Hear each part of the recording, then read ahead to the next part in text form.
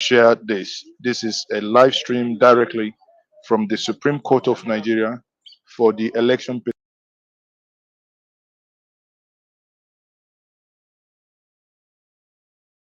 and the APC, that is Shetima and Chief Bola Tinubu.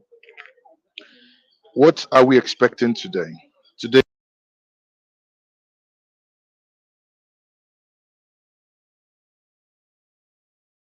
So I noticed that in Gengen Media has adopted that tonality that was introduced by Aisha Yesufu to their principal, and then he adopted it at that now infamous, somewhat ludicrous press conference that he had. So in Gengen Media now, calling your president, Chief Tinubu. So this seems to be how the East are going to approach the next 4 years. today is not the day of judgment. It is basically for the court to hear the arguments from the petitioners and also and the defense um, from the APC as well. Once that is done, then they will eventually give a date for judgment. So for now, that is what it is. We are now live from the APC as well. Once that is done, then they will eventually give a date for judgment. So that is what it is.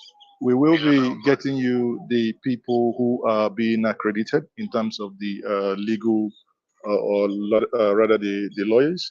Before now, we saw Chief Emeka Etiaba, who's just been accredited and he's just coming.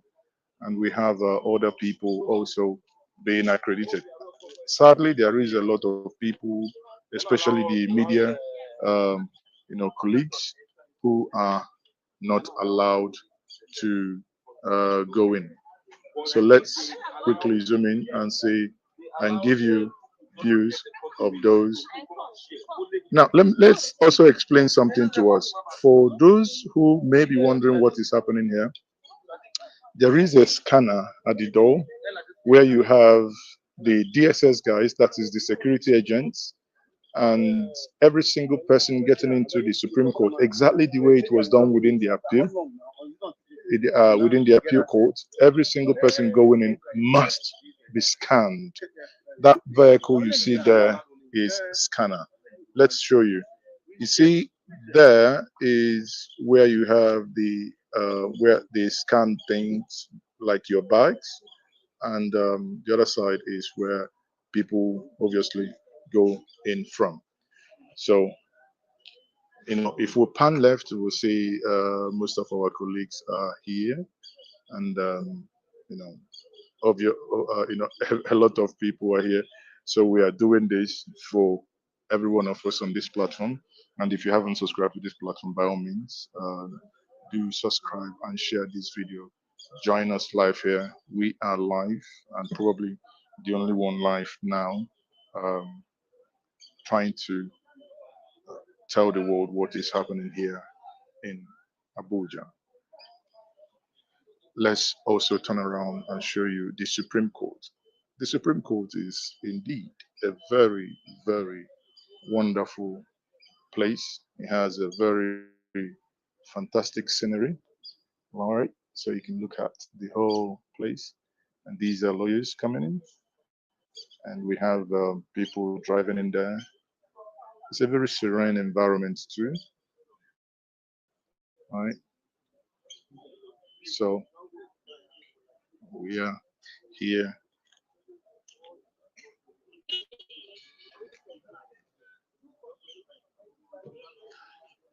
So if you don't mind, if you're joining us, if you don't mind, you can tell us where you are joining us from. Just drop your location. Drop your location. What do you expect the judges to do? What do you expect the judges to do?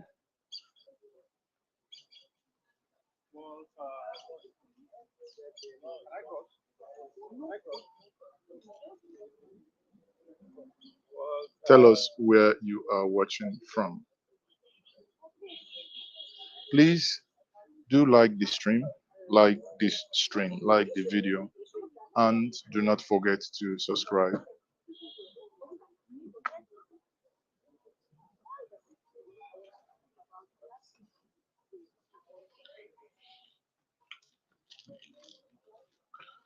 By all means, do tell us where you are watching from. Tell us where you are watching us from.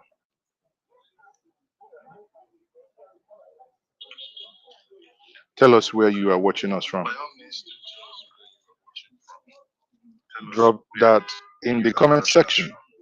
Like the stream. Like the stream. So the court will start in the next couple of minutes. And as the court starts, we will be giving you more updates as to what is happening. Some of us have gone inside the court. So what we will then do is we will be giving us information with those in the court as to what is happening.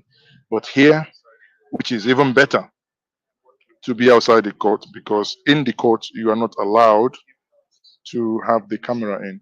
But one thing we don't know is if eventually, like was done in the case of appeal court, if we will have people, or rather media, maybe the day of the judgment, coming to uh, report live from inside the court. So as it is now, we're going to be moving location. D, D. Okay.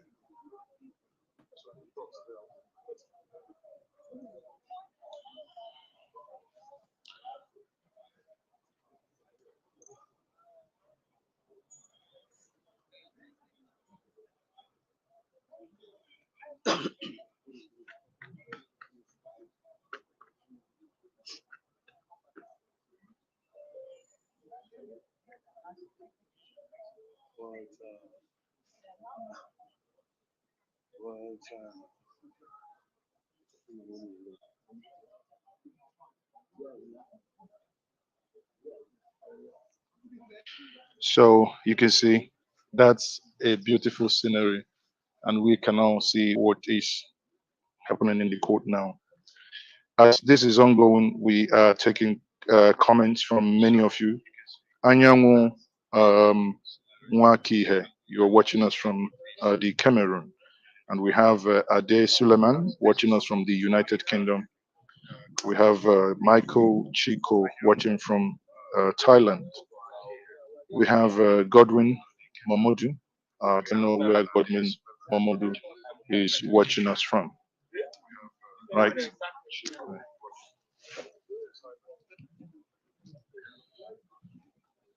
So we will be taking some of your comments.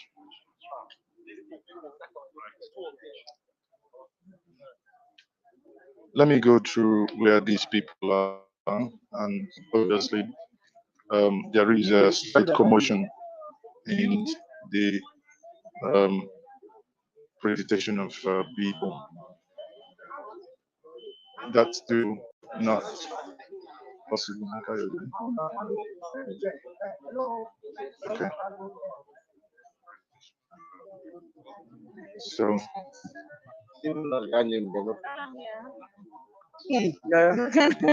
so Maz is okay walking down once more again.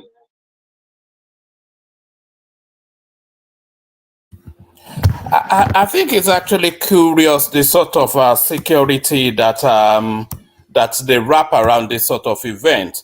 So no matter who you are, no matter how great or good or ignoble or whatever it is that you imagine yourself to be, you see that vehicle right there. That's a scanner vehicle right there. So that scans you to the skeletal level. Let me just put my cursor on it so you see what I'm talking about. You see this vehicle that I'm circling around right here? That vehicle, it scans you to the skeletal level. So everything within you, it scans it. Whatever juju you are carrying, but more to it, whatever weaponries you are carrying, it scans and identifies it. And nobody enters that building without going through that vehicle. So There's a door within which you walk. There's a walk through, not even a door. There's a walk through built into that vehicle that scans you to a skeletal level just to see the entirety of what you're taking into the Supreme Court. And nobody, not even a fly, will enter that Supreme Court without going through that vehicle. So it's just interesting, really, how security is being managed within the Nigerian space.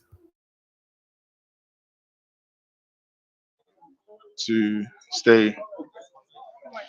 So you can, guys, you can see me once more just to bring it clearer to every one of us. This is us being at the appeal court, at the Supreme Court. So this is us being at the Supreme Court, people. What we are doing currently is to wait. Some of the principals, we do not know if Atiku and Peter Obi will be coming in, but we have seen some of the legal counsels, legal representatives be inside the court. I'll be surprised if Peter Obi does not make an appearance at some point. He turns up even at the opening of an envelope, so never mind a Supreme Court proceedings. He knows all the cameras will be there, and we all know how much Peter Obi lost after attention. Already, so we don't know who is going to come in, but the moment they come in, we would be telling you guys who is with us here. So whatever that it is, people, just stay with us. We are here in Abuja live, and this is Mazes, okay? Here live in Abuja reporting.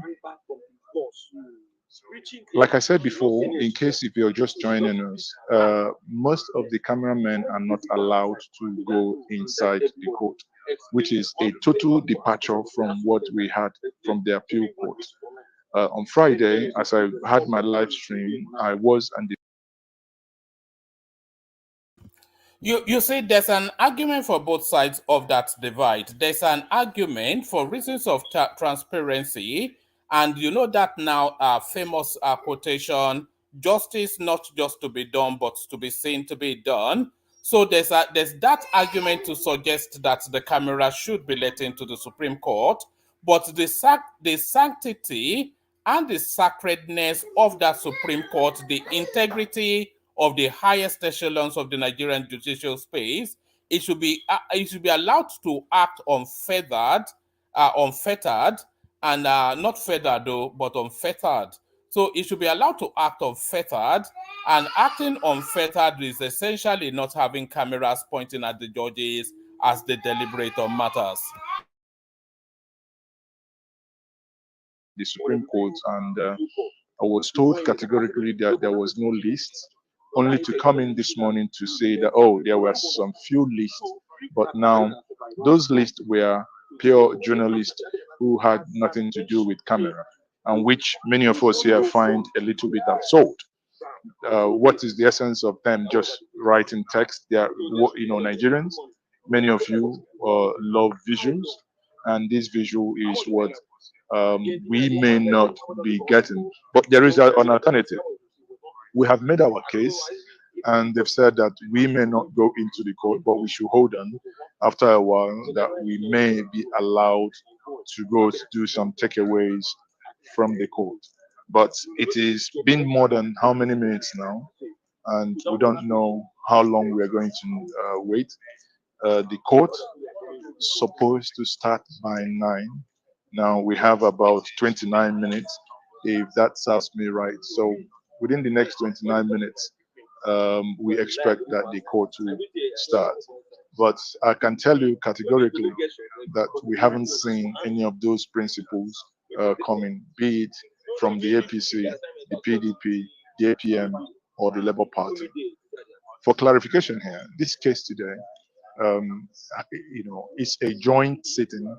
That means it has the APC, the PDP, the Labour Party, and the APM. So they are going to make their cases. They filed their appeals and to the Supreme Court. Now, orally, they were going to make their representations. After their representations, there may be argument and counter argument. We don't know. and there will be adoption. If they finish today, we believe that if they finish today, that is a very big caveat and a very big conditionality. If they finish today, we will then have them um, give a date that will be suitable for the judgment to be given. And this is where we are at the moment, right?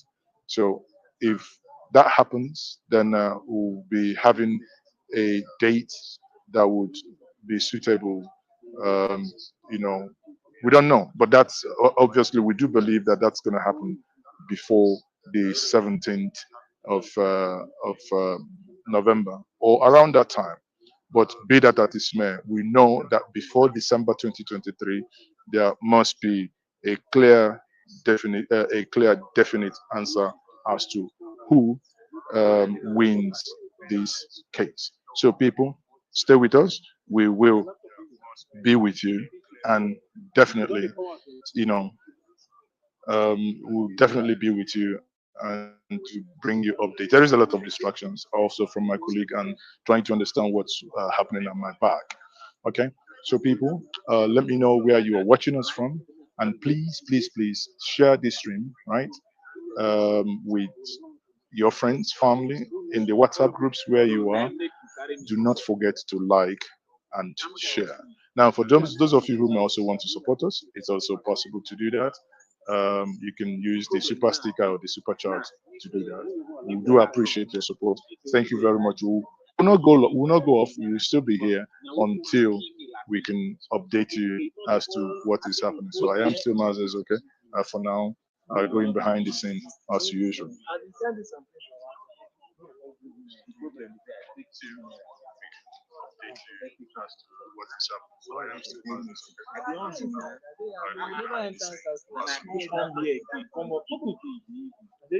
Let him come. Let him come. For you, eh? You know what you would have done is you bring down your tripod so that you go on a low angle smoke. You can get it exactly to your head and you got the head to just because you see that. No. It's I just because I wanted to leave permanently with it. So.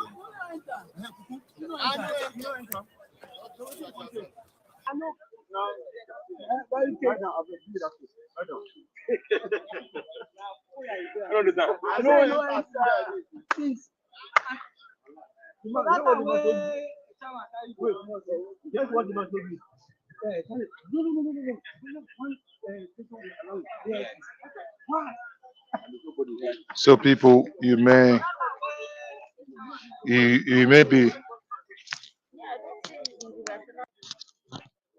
be hearing the voice, or rather the voices of my colleagues at the background.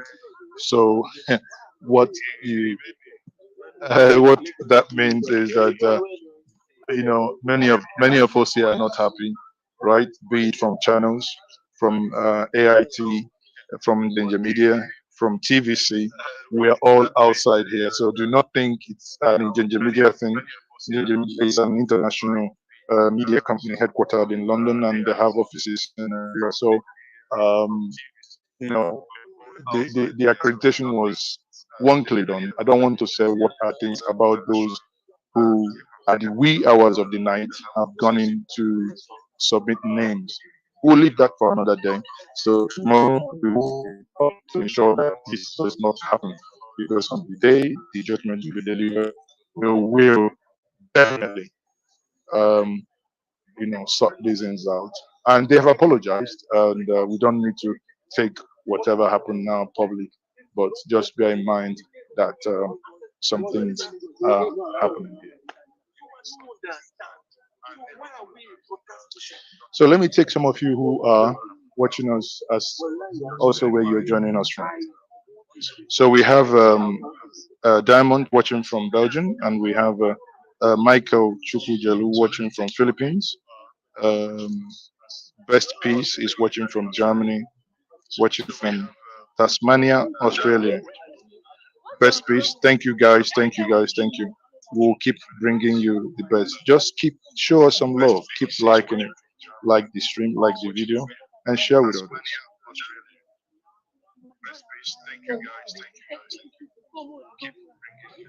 So what do you guys think? What do you guys think the Supreme Court will do? How are you? Everybody doing?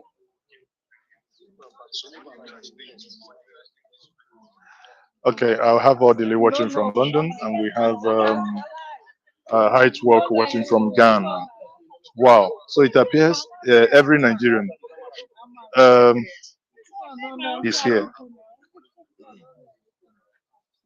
Would you mind speaking to us? Over.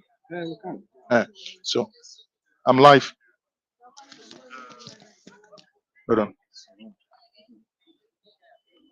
Sorry, I have just stated. I have one of the legal team from Mr. P2B, whom you know very well. That is Otobubu. Otobubu is one of the lawyers here, and let us ask Otobubu what we are expecting. So just wait a moment.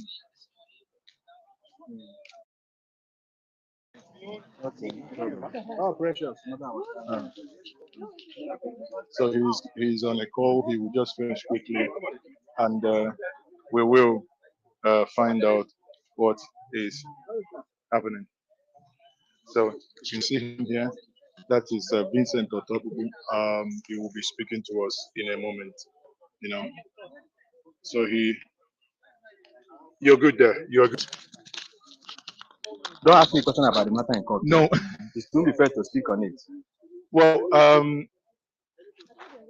uh, Vincent Otobubu, Yes. one of the legal representations of the Labour Party. Bone crusher. Oh, the bone crusher himself. Yes.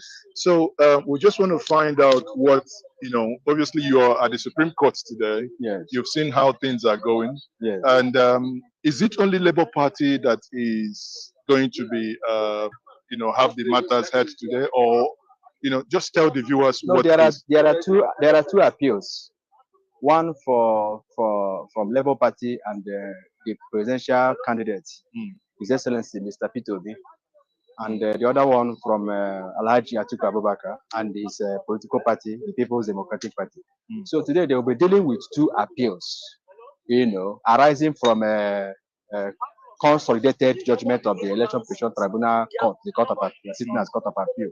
The Court of Appeal sitting as the Election Protection Tribunal Court. So they have two separate appeals. Even though the judgment was consolidated, but they maintain their differences and there are separate appeals. Today here there are two separate appeals, which the Supreme Court will hear. Okay. And also there are also motions on the part of the PDP to adduce fresh evidence. Which also pending. So that motion will be heard today. Of course. With regards to the issue of Chicago State University, I won't comment on it. The matter is pending in the Supreme Court, and the Supreme Court's matter is to be heard today. Yes. So, but the motion is pending. So, it left for the discussion of the Supreme Court to proceed with the main appeal or to take the motion first. It is their exclusive preserve and their discretion to do that. So, we don't need to comment on it. Yes. Sure, but let's basically comment on procedure. How is the procedure going to be after the hearing today? Do we expect to have a date for judgment? Of course. How does that? Supreme Court is a policy court. They have handled appeals before that they will finish hearing adoption of written addresses by counsel. They will rise and come back and deliver judgment. The same day? The same day. So you mean in some cases they can just deliver judgment and declare their position, and they reserve their reasons. They will tell you that they will give their reasons on so and so dates.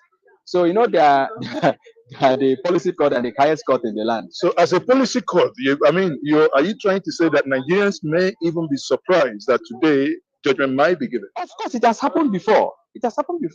Wow. Yes, they can take up. You just say, this is an appeal. Yeah. It's not a trial court where you call witnesses and all those stuff. No. Yeah. It just parties have filed all their processes, written addresses. It just brief of argument. It's just for the parties to adopt them. And once it's adopted, they will give a date for judgment.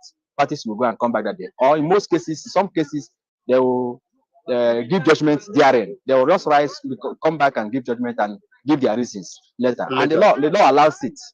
And All right. So from what is being said here, I think this matter should and could and should come to an end before the end of the week. So before the end of the week, we will know either the unlikely possibility of Tinubu being kicked out of office, but the more realistic probability of Tinubu being affirmed as your president for the next 4 years. So the matters should end this week, and it can't come soon enough because all the flip flapping and all the brouhahas and all the empty-headed noise making, so all of that should come to a crescendo this week. So if anybody wants to have a conversation around this, I'm posting the link in the comment section. I'll only really take this stream to the end of this Ingenje media interaction, and then we'll end it there. But so there it is. So that is the Supreme Court now taking charge of the Nigerian presidency to give us a final verdict. I've not yet known in the history of Nigeria that a president has been kicked out by the courts, but then there's always a first time and there's always a precedence. But is that precedence or precedence? Is it going to be set in this instance? So we wait to find out in the course of this week. Let's listen on. So that it doesn't become sub judice. I would have wanted to ask you, in what direction would you think that will go? But let me leave it to that. Thank you very much. Thank you, my friend. So, guys, you heard it. And so let me speak to my good brother. Okay. Thank you, my man. Yeah, nice to see you.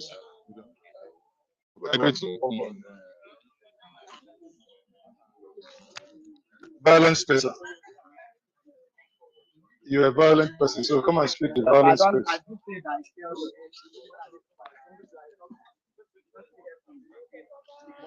So, guys, I just spoke to Vincent, one of the legal counsel to the Labour Party, and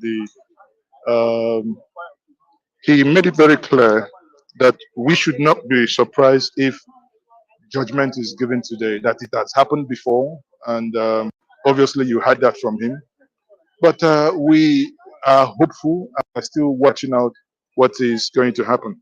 So here you can see, I believe the DG of Federal Radio Corporation, or is it that is okay, Mr. Okechukwu there. That is the one on red. Sorry, Osita Okechukwu. Yes, the one who is on red there. You can see him there. So normally, you know that he is of the APC and he has come to give moral support to the APC. But as it is now, it appears he also was not allowed access into the court. Hence, he is hanging. Maybe they might use some powers from above to get him to get inside the court. So, people, it's getting interesting. The die is almost cast, and we are here live at the Supreme Court of Nigeria in Abuja, where the matters of election petition tribunal will be heard.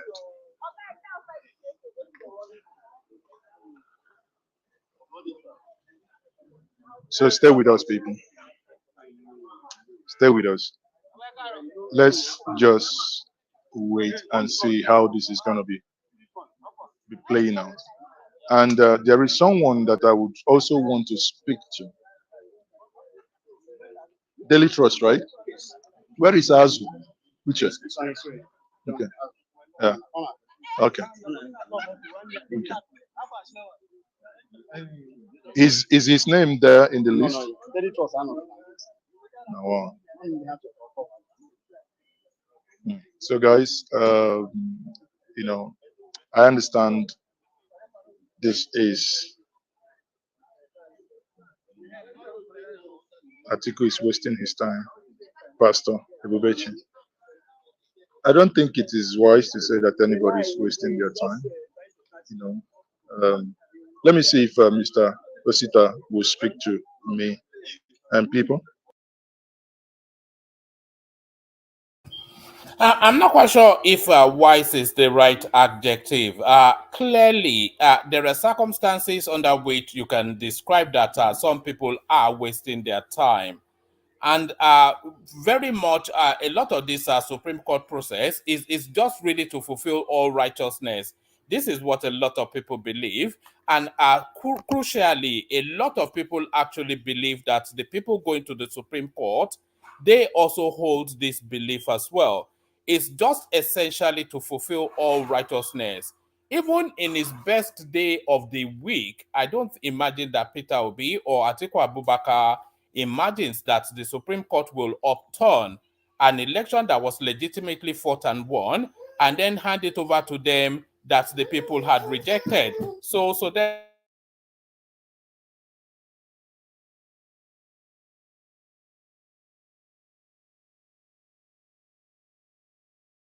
Wasita Okechukwu, if he's going to speak to us, then I would um, let me accost him and see if he's going to agree to speak to us.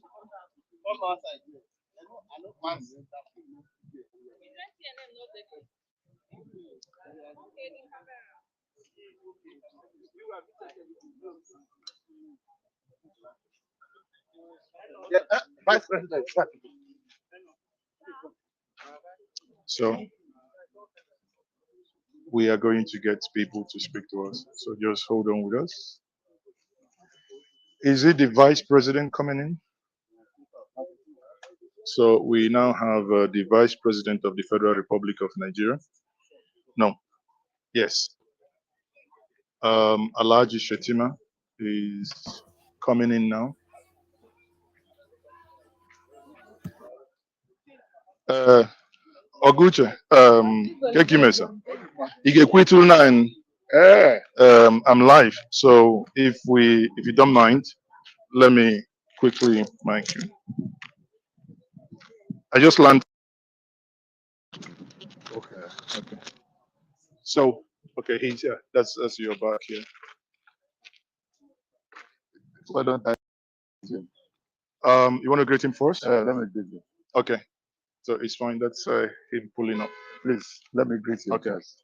Well, That's his car over there. That's his car over there. They are just stopped again. The police are trying. Okay. Okay. So people, he says he wants to welcome Shetima before he can speak to us. That is where we are. You know, to some extent, I think I'm actually happy that we are where we are at this moment without necessarily being inside the court. So this is, I think it's Femi Bajabiamila that is coming now. And that's Ribadu and Femi Bajabiamila. So people, that's Nuhu Ribadu and Femi Bajabiamila. But as usual, you can see the security are just running already to. so the scramble you see there is to tell you that the great and the good are starting to arrive. So the National Security Advisor Noho Ribadu and Femi Gbadabiamila makes an appearance to support their government's push against this goings on. Cover us. So, so we have the, you know, that's Ribadu just walking into the court now, and Femi Bajabiamila. Right. See, now he's greeting Mr. Uche Okechukwu, the man whom I wanted to speak to before now. So let's see, they are going to obviously go through that security. I believe an exception was made by self-recognition that no one actually said or asked if their names were on the list. The lawyers are also not happy.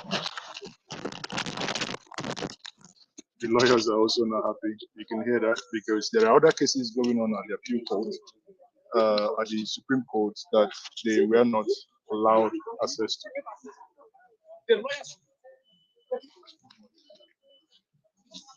So when so we can let's get by the side here. Okay, at least it's fine here. Let me get no, I'll put it back. Yeah, I'll put back the microphone. Okay. Okay. Good morning, sir. Morning, my brother. So it is very nice to see you at the Supreme Court today. Thank you. Now you can see how things are so far. And by the way, this gentleman that's in Genje Media is speaking to is one of the heads of one of the broadcasting parastatals. I'm not sure, is it NTA or whichever, along those lines. But he's also a Southeasterner. So this is a senior Southeasterner functionary of the Tinubu administration coming to lend support. Progressing, and we just had the Femi Bajabiamila and Niho Ribadu working. You are also of the APC, and what are you expecting, and what is your message to Nigerians who are watching you live now? As a Nigerian, most importantly, what I pray to God for our democracy to continue, that our 24 years, there should be addition, so that from one regime to the other, the people will elect leaders of the choice, and that it continues, because democracy has its own fine dividends. One is freedom, one is prosperity, one is peace and unity of any country, which dictatorship does not enhance. So if you have freedom, you can exercise your inalienable rights and your talents. So that's why I'm also happy with the opposition, His Excellency Atiku Abubakar, P2B, and others, for following the democratic routes. They did not, in their own vein, say that they will resort to self-help. So for following the democratic process, I have to thank them immensely. For the outcome, it depends on my Lord Justice of the Supreme Court. They have the facts, they have the law in their hands. So I will believe in their decision, because we cannot decide for them. Yeah. We can't decide for them. So while we are talking, we just had Oseloka Obaza. We're here. We're here. Ambassador. Yes. Don't hit me too much, Ambassador. See, you don't drag my hand. Sorry, sir. So I'm happy that Nigeria is progressing from one election to the other.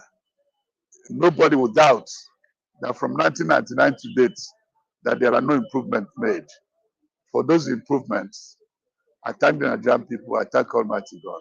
You know, sorry, but you just mentioned about improvement, but many Nigerians would actually disagree with you that the 2023 election wasn't necessarily what Nigerians were promised. I mean, we had promises of having an electronic transmission, which eventually, from the argument in the Supreme at the appeal court appears to be, INEC had the right to decide how they will conduct the election, which is a total departure from what they were promised to Nigerians. And Nigerians are saying, especially the young ones, because we speak to them, we are on the streets, and they're saying, if this is how election is going to be conducted moving forward, that they will stay away because they do not see any reason why they should engage, and probably their rights and their will not be reflected on the outcome.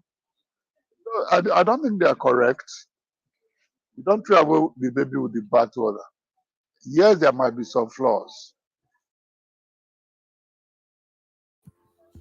I think that is somewhat of a ridiculous argument that Indian media is presenting to this guy, by the way, that the young people, and I'm not quite sure where he canvassed that opinion to reach that conclusion, that the young people are saying if this is how elections are going to be conducted, then they will stay away. So I think people that, like his guest, they are happy for the young people to stay away so that they will continue to rule over and govern you in perpetuity. So this ridiculousness that we're going to stay away, but there will always be a government, and that government will always have a say over how you live your life. So the ridiculousness of it that young people, who constitutes a young person in Nigeria, even because young is an ambiguity within the Nigerian lexicon. But this ludicrous argument that young people are saying, oh, if this is the way it's going to be done, we will stay away. Just stay away now. And then say Tinubu is 70, you are complaining. You will have a 90-year-old person governing over you, and it will make decisions that will affect your life. So don't participate because you are too young and too funky to be part of politics, and then let people that you feel are not fit for purpose continue to govern over you. So a non sequitur, that sort of a narrative. But where did the media even canvass that opinion is the wider question. But that does not mean to tell me today that we are over 10 governors who ordinarily, if they say they want to go to the Senate, it is a conclusive matter, could not win their constituencies. And you tell me the election had not improved. I wouldn't say so. We are an Okada rider defeated an incumbent federal house member, and today is a member of the federal house of And therein, exactly what you said, therein lies why the young Nigerians are saying this seemed to them to be a compromise system, because the National Assembly, the Senate that happened on the same day had no glitches, but the presidential appeared to be, it wasn't glitch free. So based on that, they are saying, yes, I agree, because in your state of Enugu, we saw where a sitting governor, couldn't. It's not only Enugu. It's spread across the country. Exactly, and we had a former governor. It happened in several states. Exactly, and but don't forget as well that I'm appealing to the youth because I was once a youth. We are doing this kind of shouting after the 1983 presidential elections. Yeah. And the election, the democracy slipped off hand. Did we profit? So what you are in essence Did anybody saying, tell you that the American people for over 200 and something years elected Donald Trump? What did they do? They voted for the next 4 years and voted him out. If you stampede democracy, you stampede it out of the system, and you have dictatorship, which is not as good as democracy we have already. Okay, that's a fine argument. But before I let you go, I watched one of your interview on Arise TV. I believe if I'm not mistaken, that was the last interview you granted to Arise TV, wherein you made a case of against Atiku that or rather PDP, for not giving the Southeast the presidency, if I'm correct. That was your position. No, my position is basically that the PDP has a constitution.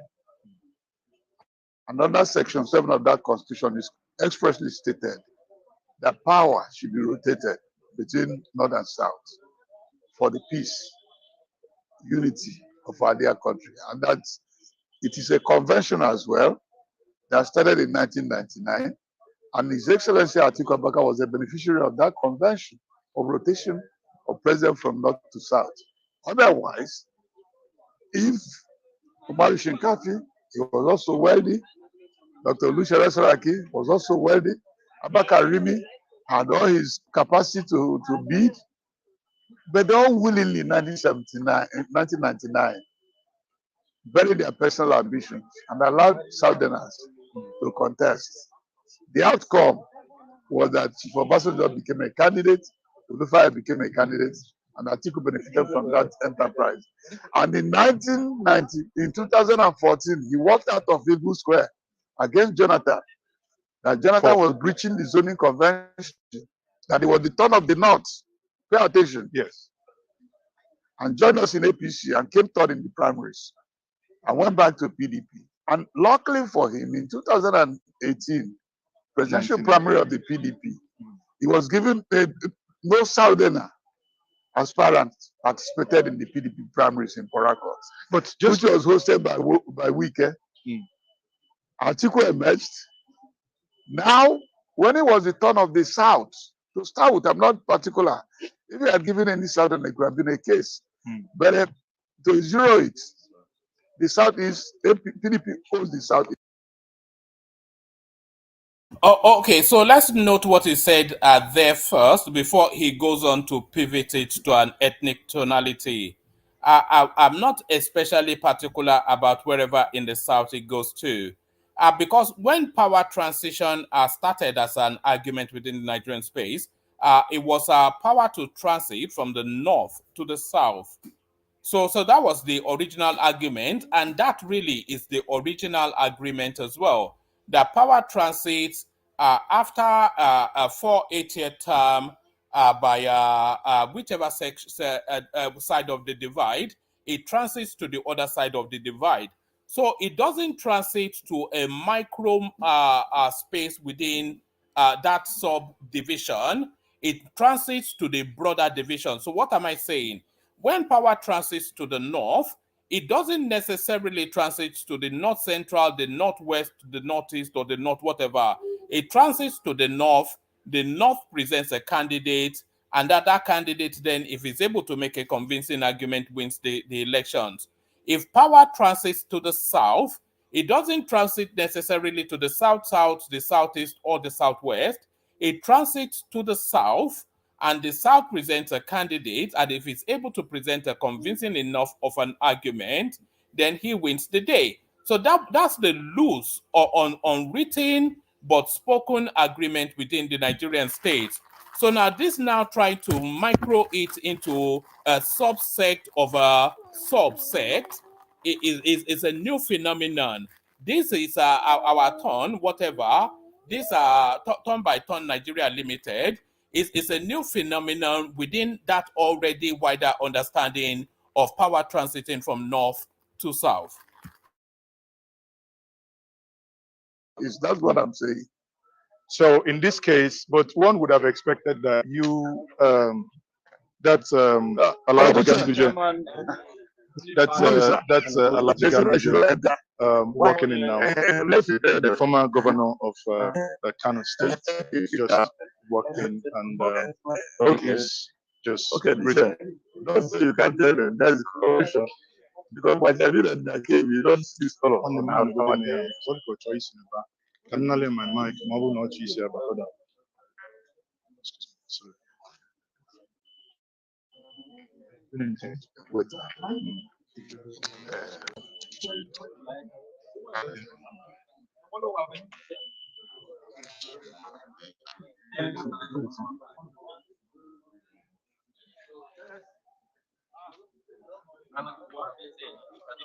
Okay, so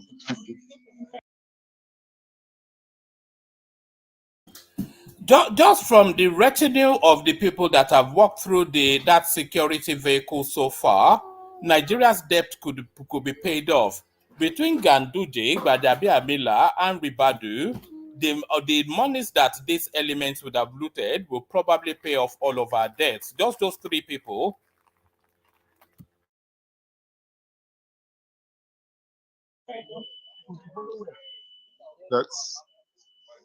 That's Nigeria.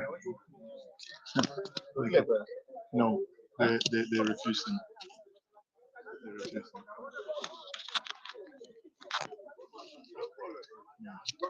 Man, thank you very much. Thank you. Thank you very much. Thank you.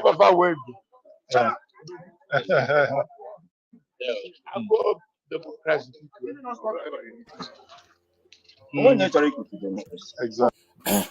You know, one of these days, I'm going to have a stream around this sort of outfits that we're looking at here. So all this gown that these people are wearing to demarcate themselves as lawyers, and that rather ludicrous blonde wig that they wear as well to affirm themselves as lawyers. Does it have a space within one, our judicial system, and two, our climatic conditions? So we live in a humid, a very hot environment. So is wearing this ridiculous, very heavy robe and that somewhat silly. I traveled quite a bit within Nigeria. I've never yet met a Nigerian with blonde hair. So quite why they are wearing blonde wigs, I'm not quite sure. What does that demarcate? Is that essentially a vestige, a residue, a carryover of colonial something? And is the law being oversighted then by somebody that is blonde, which is alien and foreign to our culture, which is yet another surrender to that space colonial mentality as Fela Kuti had it? So this wig and gown is going to be a topic at some point on this platform. I'm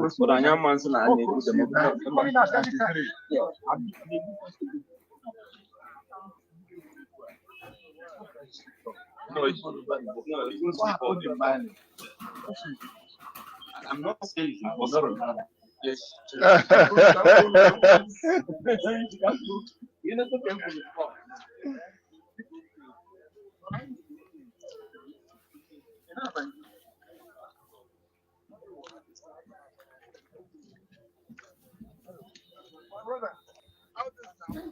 Chief, Chief, Chief Ame, how you doing? Artist now. I do. I like you. Yo.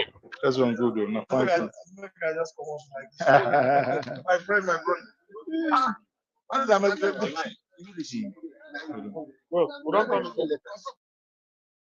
Yes, brother. What you saying, man? My Nigerian brother, you good? Yeah, good to see you. I didn't think this was your diet. This is heavy duty Nigerian politics, and Yeah, I see. I know you are more into that noise making that Kaizo Come presents. on. Yeah. You know this. You. Come on. But yeah, man. Obviously, from far, I've just seen the Nigerians. I thought it was Kenya, to be honest, in the beginning, because I literally just joined now. But if you might, brother, I don't have too much time. I just that Peter Obi. What they going down for? Oh, election fraud. Eh? Yes, this is the final phase. Okay. This is the final phase of the Nigerian electoral process. So all Yeah. the litigants, the participants, they've gone now to the Supreme Court, which is the Yeah. final arbitration spot within the Nigerian space. So now to get that judgment now on what happened, what happens for the future. So whatever happens in this building now puts an end to the 2023 election. So the verdict comes in, and then everybody moves on from this point. Yeah, that's good, brother. Even not even that, bro. Even us in Kenya, we have the same problem. You know, we got. It's not just Kenya. It's from the beginning of America. The way Donald Trump got finessed for his election. You know, same thing in Kenya. But when it comes to the African election, I believe we need to go. We need to make it more digital, bro. Because these papers, you know what happened. You know, these papers you're filling out, you're putting your fingerprints and this bullshit. It's not good, man. You know, because you've seen it. People are stealing people's votes. It's so easy, you know. Especially first of all with this Tinabu. What's called Tinabu, yeah. But we all know, but this guy is a known ex-drug dealer in Chicago. You know what I'm saying? Him and his family made millions and millions of dollars from selling drugs. So, bro, like there is no moral in this guy. His history is already out there. He's got no moral capacity to be leading a whole nation of 200 million people. You know what I'm saying? That is where my fear is because with Nigeria is a big population, and one thing you don't want in Africa is Nigeria to have some type of fighting, in-house fighting. You know, because it's gonna be very ugly. That's all I'm gonna say. You know. So Oh, all right. hopefully, man, they All right. kick him out. All right, brilliant. Well, hopefully they don't, because then that will create a mess. But it's just really interesting to see how the outside sees us now. You've just taken it for granted now that Tinubu is a known drug dealer and all of these things that you said. But that's how the narrative has traveled. But let's continue.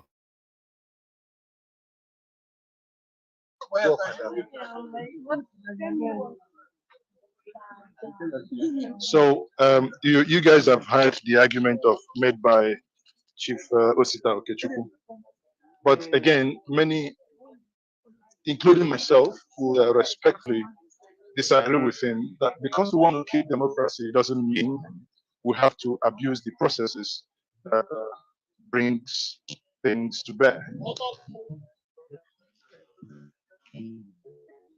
Um,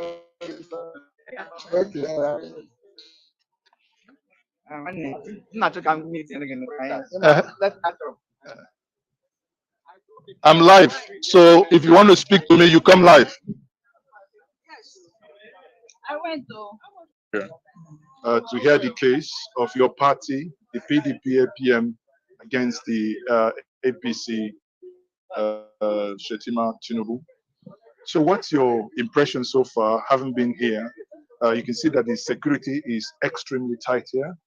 And do you think that the government is afraid of something? I think the security is under the executive. It's not the control of the CGN or the judiciary But they can make a request. They can make a request, but anything directly that comes that directive for approval must come from the executive. And that's why we want to avoid something like state capture, practice space, in the sense that we must have this litigation, this litigation head and dispense with before any person should be sworn into government. It will allow for free hand. It will allow people to have confidence in the process. And if you look at what Jega said, Jega clearly said that things that must be done. And these are the things we'll be crying out even while Jega was in office, that the appointment of the INEC chairman should not be done by the president. And that's why we come with Justice Way panel, where they say this commission should be unbundled to have different facets, that those who will be responsible for political party registration should be different. Those who will be responsible for election should be different. Those who will be responsible for managing delineation and other activities of the commission should be different. And there should be a commission that will be responsible for electoral violence. So no, sorry, let me stop you there. Doesn't it appear absurd for you to hear Professor Mahmoud Jega say the things he said? Because while he was in office, I understand during the time of was it IPAC and CUPP, you guys worked closely with him. So why those things he's now speaking about now? Why didn't he implement them? I think that's part of the fear that the executive has so much control and interference over those commissions, because they are the appointing authority and they are the one who also approve. Yes, I get their money from direct light charge today from the CBN directly, but it's not as effective as should be. There must be proper strengthening. What the fear is that if he's saying it because he's out of office, the person there now, Mahmoud Jega, will also say things after office because they are afraid. They don't have they believe that the executive has overbearing authority over the actions of the commission, because they appointed all members of the national commissioners. All members of the national commissioners are appointed by the president. The chairman himself is appointed by the president.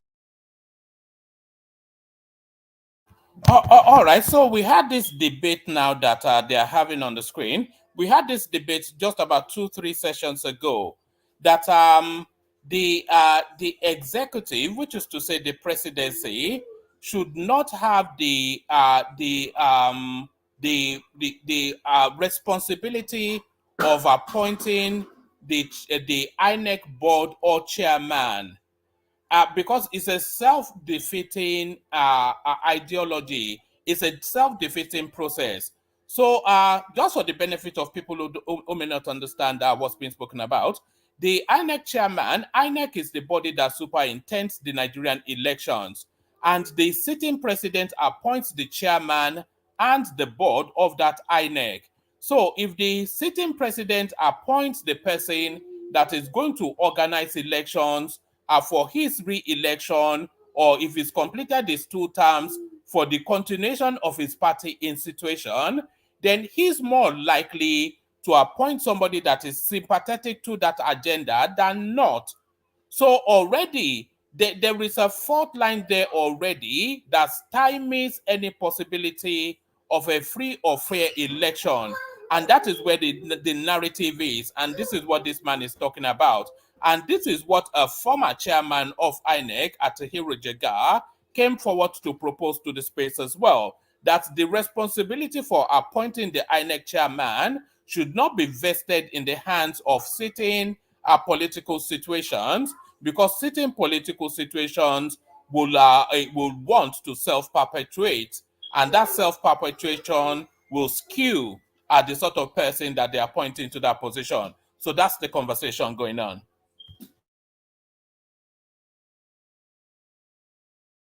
President and all resident electoral commissioners who are members of the commission are appointed by the president. So we must find a way to take that power away from president, so that those who are sitting down there will not be having the issue that they are breathing through, their mouth to say something. In essence, the job is for us as Nigerians, is very cut out now. That means, irrespective of how this judicial decision goes at their Supreme Court, Nigerians must go back to the drawing board through the legislative arm to begin to make and demand amendments to some of these laws. Do you agree with that?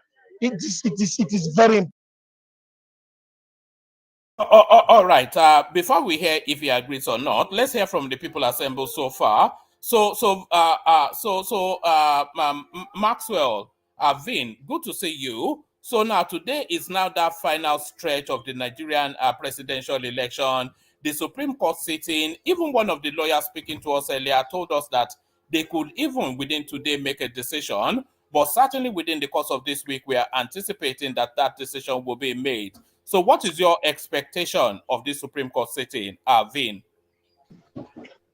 Good afternoon, woman, and thank you for having me. I don't see anything positive coming out from this Supreme Court, because if you look at what has gone past, especially in Imo State, between Ihedioha and Hope Uzodinma, you will see the handwriting on the wall. There is no way the Supreme Court would overturn what the election tribunal, has ruled already.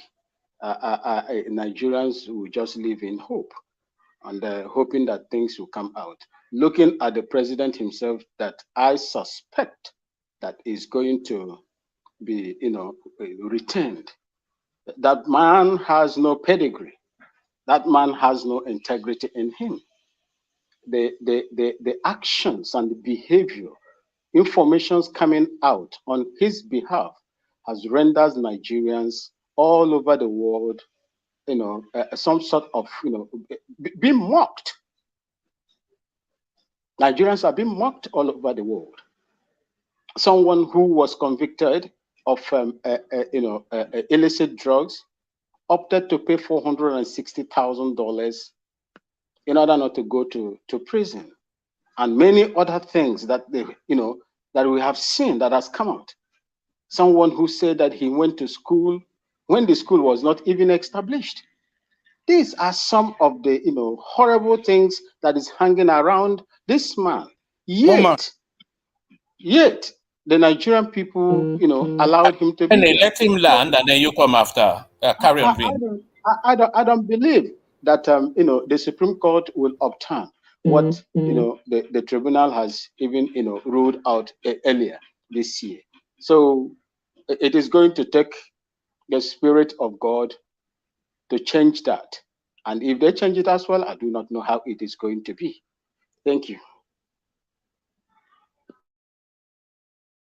All right, thank you, Vin. So let's get your comments, Kenny, and then we go back to the stream. So Kenny, you're up next. Thank you very much, woman. I'm very grateful for this opportunity.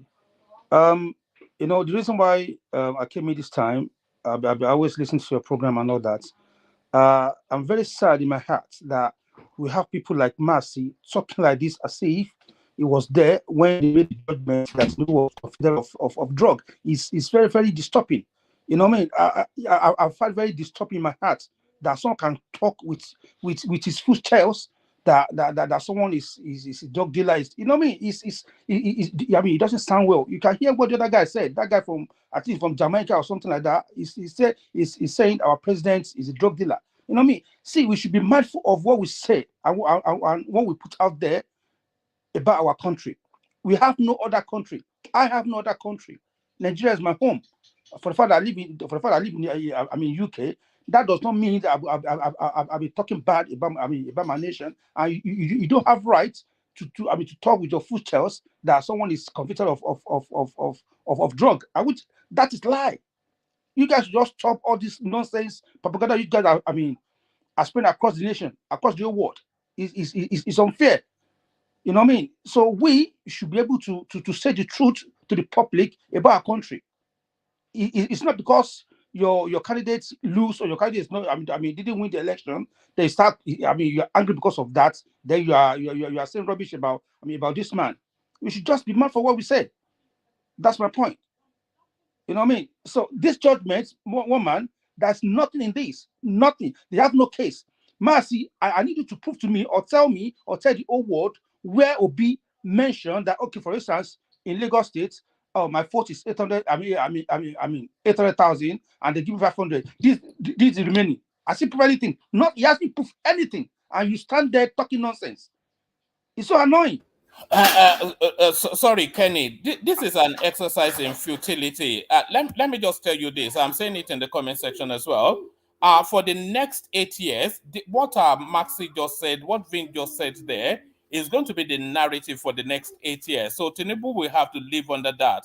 We heard somebody from Kenya come here to tell us that it is known that your president is a drug dealer, and he didn't even come here to say it out of malice. It's really coming here all of the noise that the obedience have been pumping into the media, into the social media space, which travels, of course, around the world. So what you heard from Vin just now is what you're going to be hearing for the next 4 to 8 years that Tinubu is the president. And I know this because we had the same experience with Buhari when they told us told us that he's dead and he's a clone. And for the next 8 years, no, irrespective of how ludicrous that narrative was, they continued to propel it for 8 years. So don't expect that you will use reason or logic to come to any reasonable position with that space. You just have to surrender that narrative to them. For the next 8 years, though, what Vin has just said now is what they are going to be selling. One man. I would like, if you will permit me, I would like to respond to Kenny, what he just said. So look, let me tell you one thing. I am not a supporter of any political party. I am not obedient. I am not articulated, and I am not Jagaban. You get that? But when you come here, you make your submissions devoid of insults. When you come out here as learned as you are to tell someone that the person is talking rubbish, if I respond in the same manner, I do not know how you are going to feel. Okay, I was not brought up. I was not. Hold on. I did not interject you when you were speaking. You tried to interject me in the first place. I am just airing my opinion. There is no president-elect in Nigeria that has ever had the kind of controversies hanging around the man that is there. That is what the world is looking at. I was not in Chicago. I was not in a government college. I didn't do all those things. I did not fabricate them. These are things that are in the public domain, and we speak about it the same way you speak about other people. And when we speak about those things, those controversies, excessive controversies hanging around the Tinubu, and you are here telling me that I'm talking rubbish. I don't want to go the same lane with you, okay? It is in the public domain, and that is what I am here to speak. I am just airing my own opinion, whether you like it or not. That is my opinion, bro. Thank you. All right, let's hear from Dewale, and then we go back to the stream. Dewale, good to see you. Good morning, sir. How you doing today? I'm good. Good to have you here. So are they carrying the proceeding live, or what's going on? No, in Gengen Media live streamed it, so we're reacting to his live stream. They are not letting the cameras into the court, as far as I'm aware, but the cameras within the parameters are giving us a live feed of what is going on, interviewing as many people as are willing to appear before them, and we're following through, reacting to that. Oh, okay. Well, I mean, during the tribunal sittings, we had this kind of frenzy around during the proceeding and the judgment, and it's not new. I think we are a little bit often having a political amnesia when I heard my brother saying that no president ever has this such controversy surrounding their candidacy in the history of Nigeria. I think that is not correct. It's just that the advent of social media kind of amplified some of the noises that we're having around these days. It was like that in 2007. There was, as a matter of fact, the anger that was directed to the departing president at that time, President Obasanjo, because it was, stoic and standing behind his preferred candidate. And also, I think the only maybe few president that enjoyed that popularity. There was Jonathan when he was first emerged against the president then. So when GJ emerged as a president, then he was having because it was popular and it was supported by the masses. In fact, that it was the first from South or from the South since the advent of this third republic. So I wouldn't waste much of my time and my energy concentrating on this because nothing is going to come out of it. I mean, Supreme Court proceeding is not when you have a preliminary submission of evidences and all that. Even the one, I don't know if they're going to admit the nearly evidence that was brought forward by Atiku, and even if they do, it must be a compelling one. But for some of us that have looked at it holistically, I don't see anything. But I think people are having political awareness, and that brings forth the noise. I was on my phone last night, and something popped up. A lady who was born in America, raised in America, of course, because of affiliation to Nigeria. It was she was involved in the same agitations and noise and all that. I won't waste much of my time. It seems if you're not popular, you don't have the mandate. That is capital no. People voted for Bola Ahmed Tinubu, but you see, sometimes not everybody have the time to be on the social media or continuously posting things that are not true or not factual in the sense. But because of the noise, some of us think that if it is in the social media, it is right, it is fact, it is correct. Absolutely not. This is the age where you have to fact check, you have to check, double check to make sure that the information you're being received wasn't is true.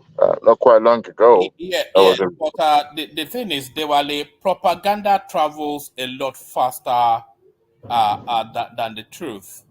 that is You true. Yeah, so lies and titillation and salacious sort of narratives, they travel a lot faster because people like to hear dirty leanings of the great and the good. So those sort of things, they travel a lot further, but then when the facts don't really travel that much to catch up with them. As we just witnessed, there was a Kenyan guy that came on earlier that said, "Oh, well, just surrender.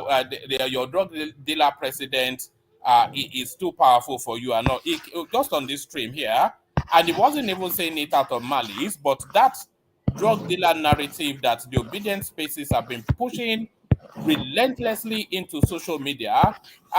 Maybe their thinking is that it stays within the Nigerian conversation. It doesn't, because the social media is global and the whole world is seeing what you, that purpose to be Nigerians, are saying about your president. So now, a Kenyan just casually comes into this stream to tell us that, yes, of course, we all know that your president is a drug dealer. We know because you told us so.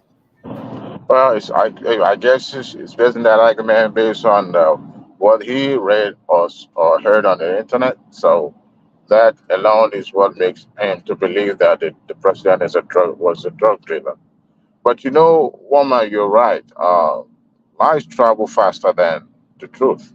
But when people are hell bent in destroying reputation, as it is right now, I could go online and trying to tarnish your image and reputation is easy because it's cheaper, but to build it is what makes it costly. And some people they don't really care if as long as their means is justified, and that's fine with them.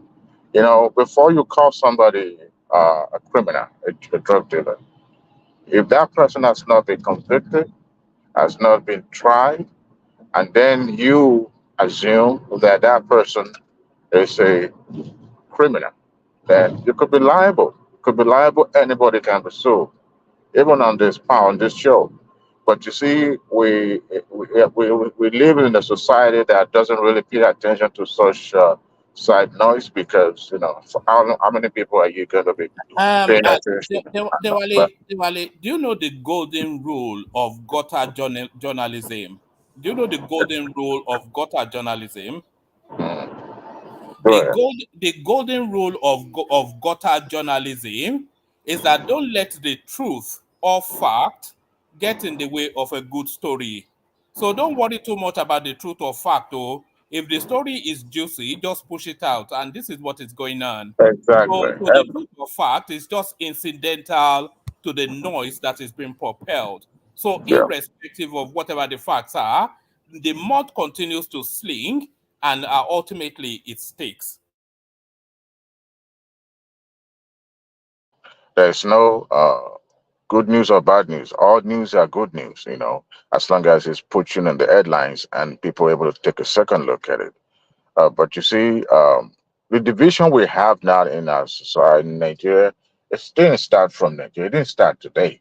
I mean, if you look at the American society, for the past 6 years now, it's been rocked with the same misinformation, the same uh, fake news that you see everywhere. It's been like that. I think the social media in our society kind of like make puts democracy in a very very precarious situation, and if care is not taken, if legislation is not put in place to checkmate some of these excessive that we're seeing around, it's going to be tough for some democracy to thrive.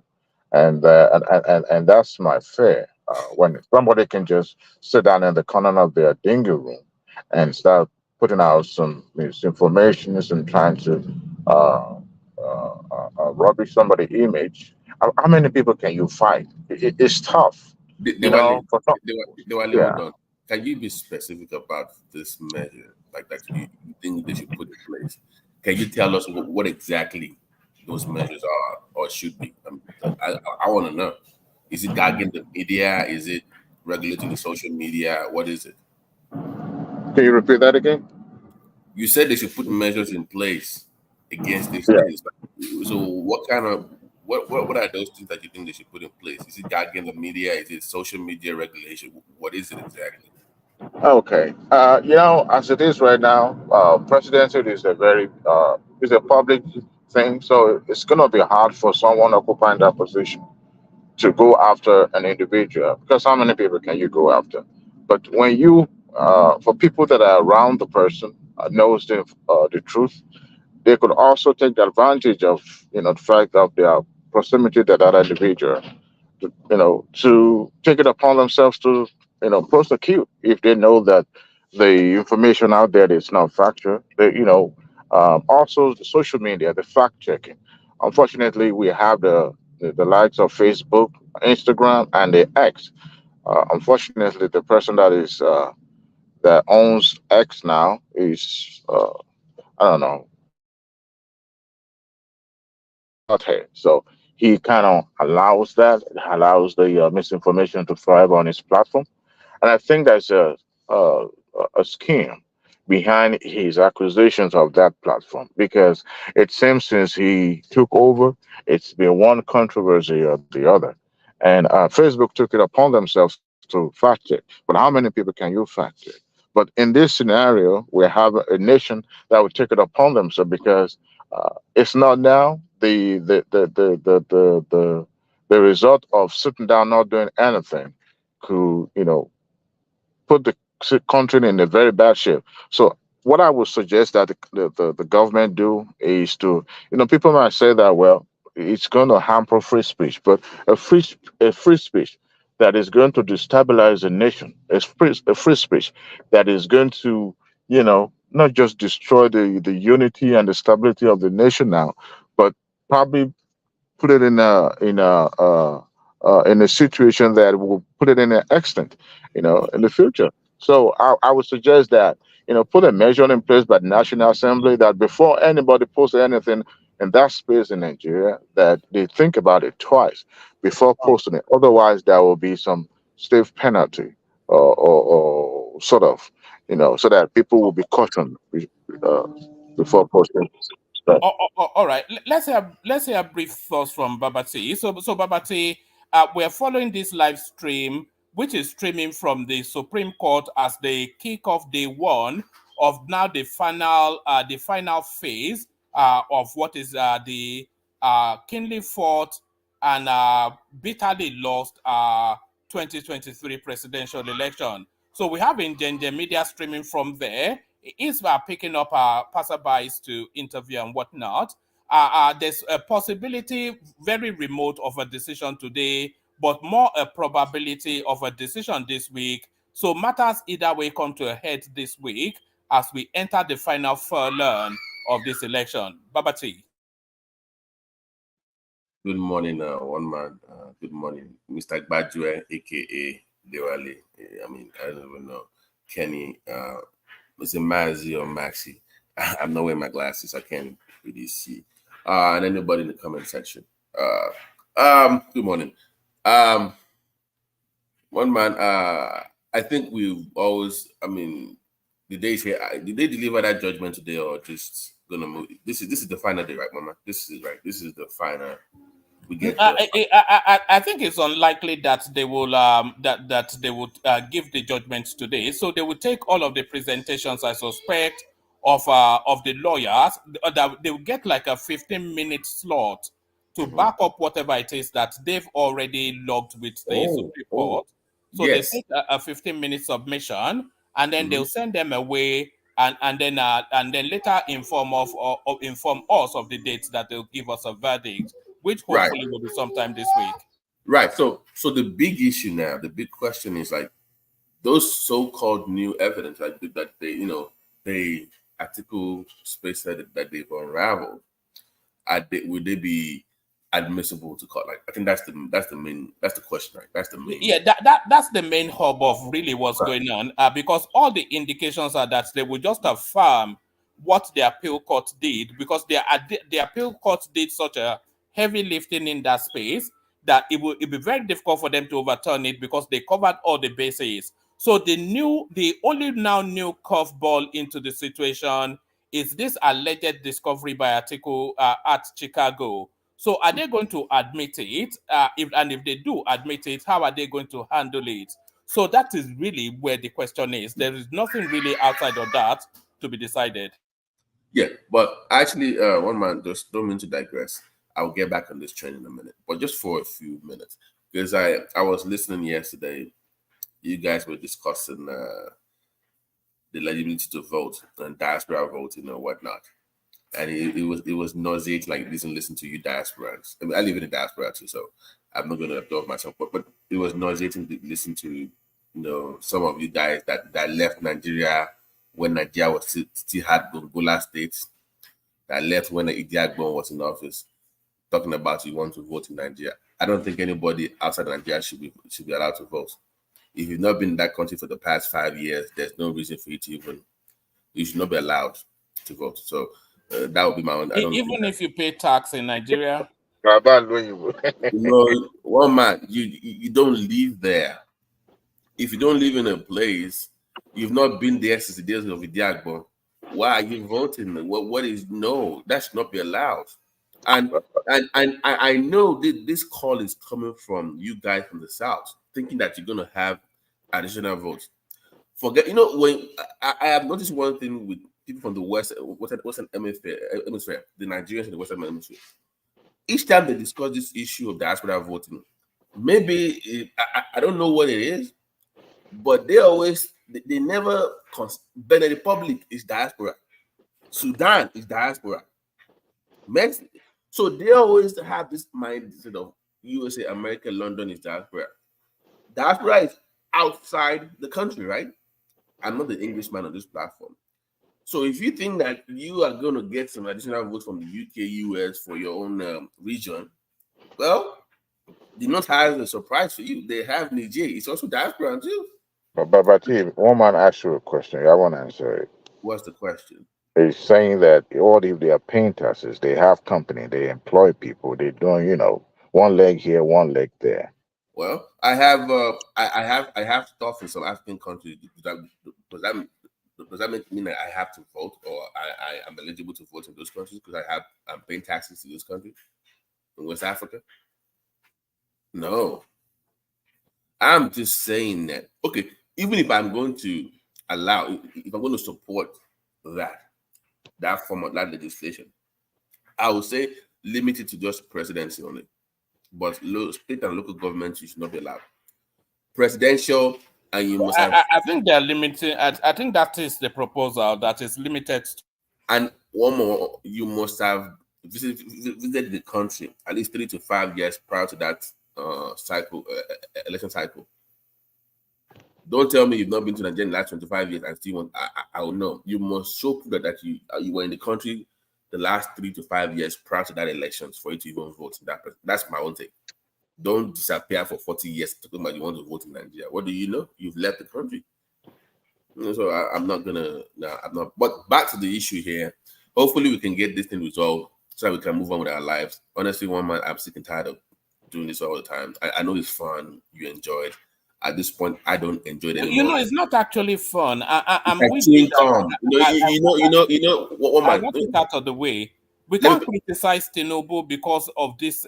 So let him have the presidency so that we can then attack his policy, his decision making, and whatnot. Thank you very much. It's like chewing gum. When it's like chewing gum, it's very sweet. You just chew. But it gets to a point where it just becomes a bit sour and just, hard. That is what we are. We're just chewing on the gum, like old gum. I don't want to keep doing that. Let's just focus on the policies of Tinubu, and we can come up from different angles. You can come at it from your tribal perspective. I would take that.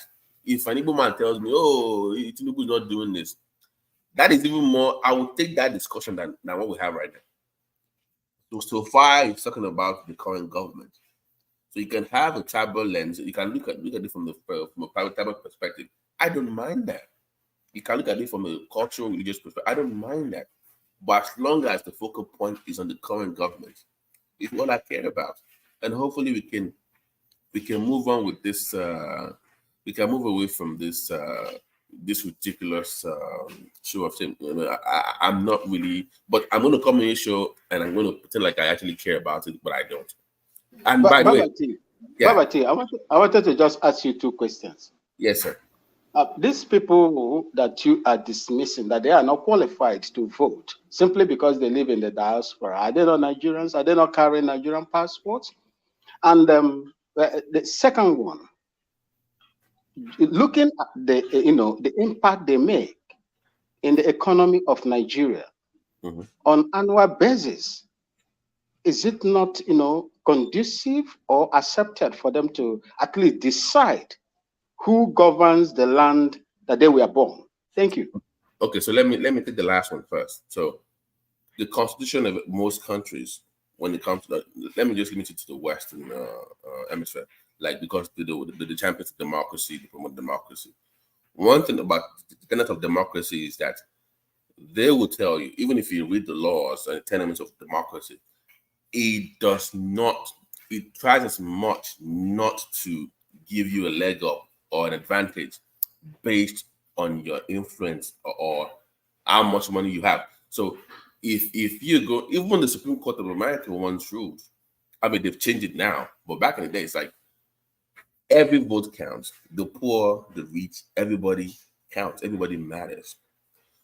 So if your argument is that, well, you should have a say because you have more money, so you contribute more, then that is not really democratic. It's not really a democratic statement to make, in all honesty, because you are justifying your own take or your own inputs based on how much you give the country. So therefore, because I give Nigeria $10 million every year, therefore I should be able to vote. No, because you are the damn poo-pooing the poor in the country.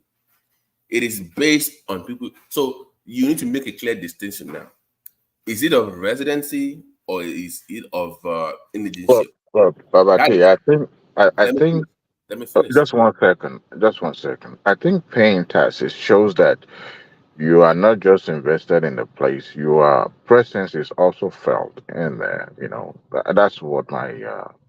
That's why I'm I'm with you. I'm with you on your suggestion that people outside Nigeria shouldn't bother voting, but I'm just also considering that argument, that fact that you have your investment, you are one leg in, one leg out, and that reflects your presence. So don't you think that can be considered as well? okay. It's about interest, right? So if you live, I live in America. I've lived here about 20 plus years. I'm sure you've been out there for so long too. If I want to vote in the presidential elections or any elections, me living in America will influence that vote. My mindset influences that vote. My own business interests will influence the way I vote. So what if the way I think conflicts with the majority in Nigeria? So it's about interest at the end of the day. And I don't think that anybody residing outside of a place should be allowed to vote. And I put a little caveat to you. I said you must have been to Nigeria for the past 3 to 5 years. So my own connection to Nigeria in terms of when it comes to voting is more than just sending money or sending funds. You must go there often and show proof of that. So it's not about just being monetarily attached to a country. You must be attached also. I want to see you. You must be available 3 to 5 years. Don't be like one man that's not been to Nigeria since what 1982. And imagine one man voting in the Nigerian elections. I mean, do you know how bad that is? Oh, But he's always speaking about Nigeria and everything that happens there. no, but He's well acquainted with what happens there, No, but his viewpoint is British. His viewpoint is British. So I'd rather have somebody in Nigeria vote about that. I can educate them about how things should work, but I don't think that if I don't go to Nigeria often, I should vote in Nigeria. I don't think that should be allowed. If you don't live in a place, you shouldn't vote there. Business interest is something completely different. So let's not. What's your first question again is you said, are they not Nigerians? Of course, you're Nigerian, but you're also British, you're also Mexican, you're also Japanese, you're also American. So you have divided allegiance. So you are as much Nigerian as you're American. So will I want somebody that has a divided allegiance to vote in my own elections? No. I want your undivided loyalty to a place. That is more. I think that should be the very question. Undivided loyalty to a country. That is what I think should qualify you to. And if you have to even sidetrack that or bypass that, you must visit that country often, 3 to 5 years prior to that election to vote. That would be my own take on that. But this idea that I'm going to allow you to vote just because you have a Nigerian passport. If I have kids in America too, they will be getting the Nigerian passport in a few years. Shall we now say because they have a Nigerian passport and their parents are Nigerians that they should vote to? No, to just having a Nigerian passport is not enough, in my opinion. It's not enough because you can get a Nigerian passport by virtue of your blood. So that's even good. One man has kids, I have kids. Badger has kids. Their kids probably have not been in Nigeria before. So should they also vote? Also vote because they're Nigerians? No. So there's more to this than just having a Nigerian passport, Maxi. I'm sorry for using woman as my example. I know you probably didn't like the British take. I always come at it. I always come at it. One man will come after you. You are trying to disenfranchise him. No, but why? No. One man, are you there? One man, seriously. One man, are you there? Maybe it's not there. But why would one man? Why would we allow one man to vote? Seriously, Max. Why would one man be allowed to vote? Why? Why? No, seriously, no, seriously. But one man is well acquainted with even more than those that are living in Nigeria. You know that. You see, no. But Max, see, that's the issue. That's what you guys. We have this attitude that we know better than them, and we need to be careful how we communicate this there's this need for Nigeria to evolve clearly in all aspects, economic, politics and stuff. So if I think I know better, I have to be careful of how I communicate that to Nigerians back home. So we always talk like we talk above them as opposed to talking with them, having a conversation with them, having experienced how things work in the West. So if I want to educate you about something, I don't talk down on you. So it's how you communicate those improvements, the need for improvement. I mean, is very important. So when you say one man knows more than people in Nigeria, you've already turned off. You are annihilating those Nigerians. They will not even listen. Once you say that, they will turn you off. It's not one man. You can't even let me have that. You have to take it back. It's not one man. Maxi, one man left during Jack days. Okay, that is what he left Nigeria, and he's not gone back. So why would you let him? And since that time, he hasn't come back to Nigeria. Exactly. Right? So what does he know about Nigeria? One man, sorry, let me leave. I'll come back later, sir. All right, thank you, Kenny. Yes, we will bring it to a close in about half an hour or so, and then of course later on tonight we'll really go into the Supreme Court. Thank you, Kenny. All right, no problem. You're welcome. Bye. All right, so that's my take on that one. So one man, but what are you looking forward to though? How do you think this will turn out? I'm only really looking forward to this process coming to an end, because the curious thing is I'm not even the biggest Tinubu fan. I'm a bit, I have a side eye on the guy because he's a bit dubious of a character. But all of this noise now feels it puts you in a position where you have to sort of push back against it a little bit. But once the Supreme Court judgment comes in and there is no room anymore for anything other than just vacuous noise in the ethers, then we can focus really at holding this government to account. So we're not going to let him get away with it the way we let Buhari get away with it.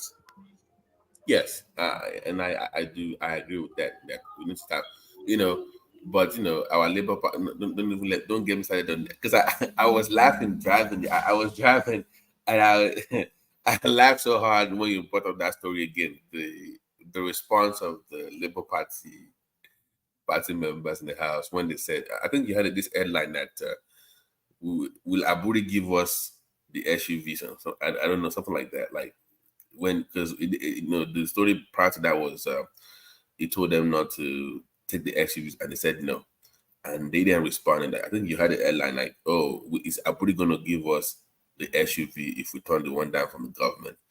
And I was just laughing like. So they're the ones that are supposed to championing all this like the way you feel about Tinubu.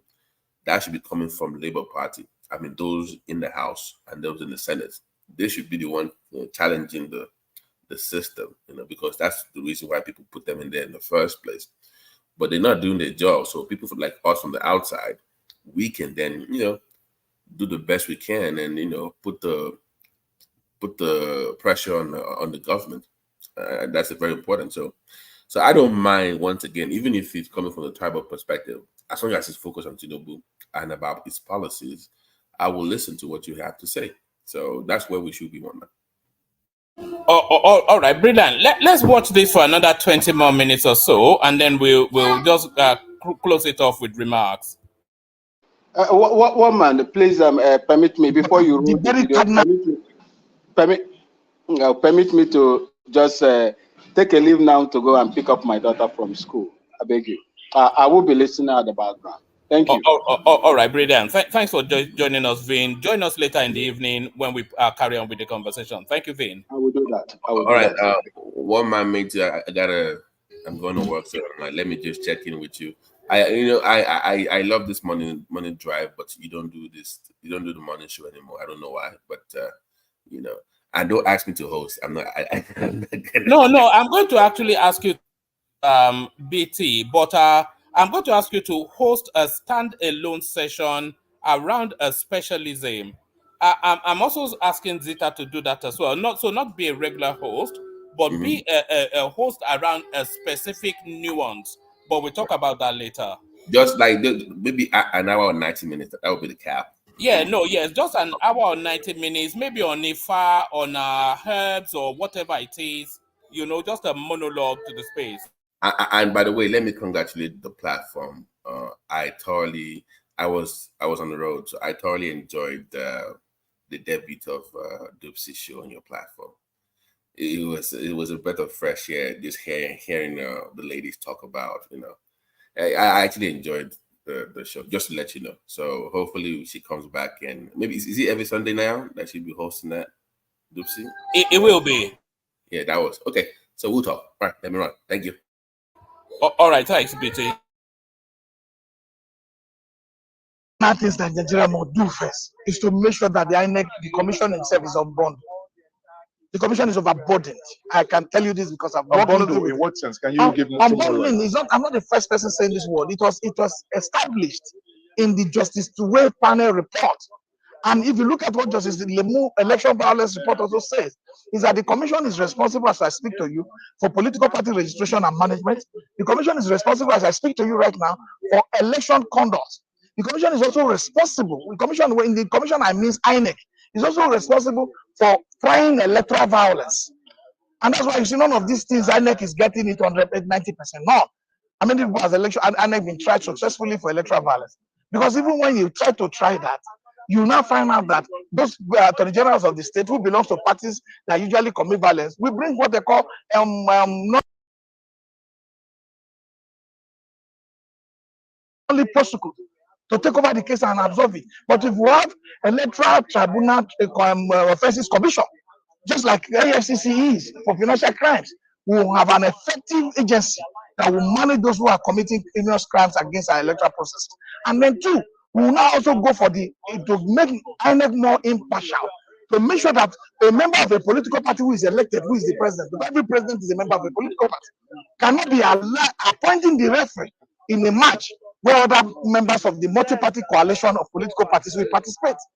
So these are the things we're saying. Because if you're a member of a political party, whether you are a president or not, they say you are expected to be impartial. But you know the nature of man. The nature of man is to self-protect before you can think of others. So we must follow the justice, how they call it, justice panel, to now review that the electoral commission, the appointment must be taken away from the presidency and put in the hand of the National Assembly by the judiciary. So finally, you are of the Labour Party, and you are here today to give support and solidarity to your party for this case. What is your expectation, and what is your message to Nigerians who are watching you right now across the globe? My expectations are very clear. First, the Court of Appeal decisions didn't go down well with me for one, because there was active action that INEC even went out of that PEP without even a warning to say you promised Nigerians. The confidence that was built up to that election was because INEC made a promise that there will be a direct transmission of electoral results. And that is why, if you look at what happened, new voters were plenty. A lot of new voters came in because they were encouraged and they now had interest to participate in the electoral process. Because people were not, there was voter apathy because people believe at the end of the day, INEC will announce the result of their own. That is their perception. But INEC now came up and said, no, don't think like that, come and participate. And we will do live transmission of results. We will do live reporting, and you can even access it as individuals and citizens of this country anywhere in the world from the portal we have as Beavers. So you leave it from Beavers, snap it, take it to Ire. That promises was made. Are you now telling me that as a father, I'll make promise to my children, I will now go back on it, and I will be so courageous without being ashamed that I've failed? There must be consequences for failed promises. So, in essence, Nigerians must start the process of trying to institute a legal action against the INEC chairman. The INEC chairman made promises and failed. It's obvious. Even the mouthpiece of INEC at the time, Festus Okoye, also made promises and failed. So we can't live as Nigerians and be telling ourselves lies and be living in the illusion that one day things will get better. It's an elusive sense of thinking that when we wake up, people who are put in public trust, to work in the interest of the general public, we take decisions against the general public, and we keep on praying.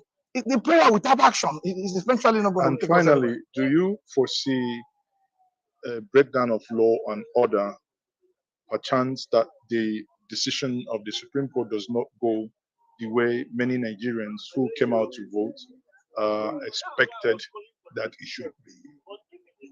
I don't want to take it. A lot of prominent Nigerians have said that the election was compromised, even taken from Jegaward, that the electoral system, that the truth must be said, that wasn't, the true reflection of a free and fair, credible election. And when you look at Section 38, Section 39, Section 40, and Section 41, you find out that the fundamental principles that govern democracy, freedom of expression, freedom of movement, and all these things are entrenched in that constitution. So any attempt that people feel displeased by whatever decisions of government or whatever decision of any agency of government, and decide to want to peacefully protest, to be able to state. All right. So Simba, good to have you. I know you've been trying to get in all the way through. So Simba, so the final phase now of 2023, we started in February. We're almost in February next year, but hopefully before February next year, we will now know with some clarity who is going to govern the Nigerian space for 4 years. So hopefully in the course of this week, we will know what the final verdict is. So this is Credits in Gengen Media, streaming live from the Supreme Court in Abuja. But what are you expecting to come out of that building behind the man in the blue kaftan? Okay, thank you, woman. Okay, I was trying to come in there earlier. Maybe you sent a wrong link, so the thing was not actually getting through. Yeah, sorry, I sent the wrong link. It was actually from yesterday's stream. I just realized and I sent the right one. Okay. Well, I don't expect anything different from what the judgment we got from the appeal court. The guy here is just echoing what some of the people in Nigeria are just echoing. Because if he's talking about promise that the chairman of INEC promised Nigerians, and he failed it, and then he said that most people went to vote just because of that promise. Can we see that people, where is the fact in the election, the result of the election? We recorded the lowest election from 1999. This, the number of people that participated in the election, the lowest in 2023. Even compared to 1999, we have more people voted in 1999 than 2023. So if he is saying that, okay, most people voted just because they know that their vote is going to count because of IRF, then the guy is just talking rubbish. Because if you look at the voters turnout, is actually the lowest from 1999. So it's just a rubbish. So whatever they is talking about, I don't expect anything different from the appeal court judgment. So that's what I'm expecting. Because even the new findings from the CSU that Atiku is pursuing is not likely that it will be accepted. Because how do you think that they can now use that one to now nullify Tinubu? Because it's not, Supreme Court is not a fact-finding court to go and now be finding, well, okay, how true it is that he forged his certificate in a CSU. So it's not something that they can actually accept it. So whatever they are pursuing over that is not likely to see any light of the day. So, and based on the appeal court judgment, I don't think there's anything tangible in their petition that can change the outcome of the judgment that we were expecting, differently from what we got from the appeal court. Are you pleased that we are now at this phase of it? Because this now brings it to a conclusion. And are you in anticipation that there will be some sort of a reaction, hopefully not a violent one, from the obedient space, if and when at the end of the week the Supreme Court affirms the judgment of the appeal court? So what's your anticipation of the aftermath of the decisions to come out of the Supreme Court? Woman, nothing will happen. Nothing, no violence, no protest. Because if you see what is happening now, is the tension now is even less than what we experienced before the immediately after the election and before the appeal court judgment. So, but if you look at it, the tension now is not even about the judgment. The tension in the country is the economic situation. So, and I don't think even if Atiku or B is in the helm of affair, I don't think they can actually do anything to the economic situation of that country. Looking at the time that the present president has actually spent. So the agitation in Nigeria now is not about about the election. The agitation is about the economic situation of the people of Nigeria. So even if there's going to be any violence or any protest, it's not going to be from the outcome of the petition. It's actually going to be triggered by the economic situation of the country. So that's what I feel. And so because if anybody is actually peddling lies that majority of Nigerians voted for the opposition or voted for Obi, and because the outcome of the election is not in favor of Obi, they will go to the streets. I don't think that person is telling the truth. That is not going to happen. So don't expect any violence. And then in anticipation of the judgment also, the government of the day will actually put security in place and they will not allow any kind of protest or violence to take place in that country, because that is not going to help that country for now. All right, brilliant. So this pretty much comes to a close this week. How quickly are you anticipating or even hoping that this judgment will come in? So maybe by tomorrow's, definitely no more than midweek Wednesday, because like I said, all the heavy lifting has already been done by the appeal court, and the only decision to be made is around this CSU thing. If they are admitting it, what conclusions are they coming to? If they are not, then it's even quicker for them to come to a decision. So do you anticipate then, or are you hopeful that by Wednesday, this matter should come to a head? Then the obedience have a big blowout on social media, make their final noise, and then we move on. One man, I think they have 3 months for this to execute this Supreme Court case. As against, I think they have 3 months. As No, I don't against think 6 they have months. 3 months. They have to finish it by the 5th of November. The whole cycle has to end by the 5th of November, which falls, I think, on a weekend. So they can either, at the least, by the 6th of November, which is the next working day, or really by the 3rd of November, which is the working day prior to this. But the whole thing has to end by the 6th of November. Definitely, that means that you should be expecting the judgment by next week, maximum. That is because they can't deliver the judgment on the weekend. So it has to be before the 5th, which is going to be during the weekdays, and that is going to be within the next week. I don't even know why they delayed the hearing till this time, since the court judgment has taken place more than a month ago. So why they wait till this time? Well, maybe because they don't even have any, just to hear their petition. I mean, whatever they have, whatever case they have against the judgment, for them to hear, and then maybe we should be expecting the judgment by next week. Then everything. Then that means the government has to put everything in place against next week, provide the security for anybody who want to misbehave, and then let them deliver the judgment so that the government can face the business of the day, which is the economic situation of the country, because that economic situation is biting hard on the Nigerians. All right. So the real one of the big decisions, of course, to come out of this Supreme Court process is to give status to Abuja once and for all at the presidential election space.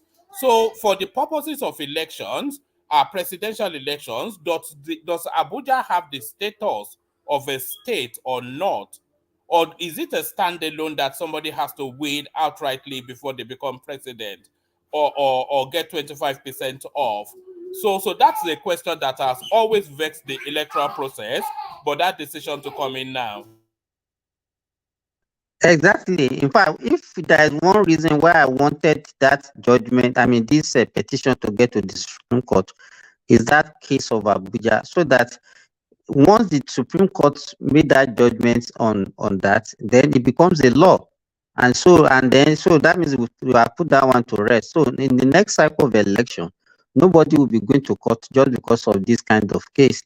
So to me, I think it's one of those things that this Supreme Court judgment can actually help us to settle, so that will not be, because if you remember, even in 1879, something like that, and the so-called tutor whatever came out that time also.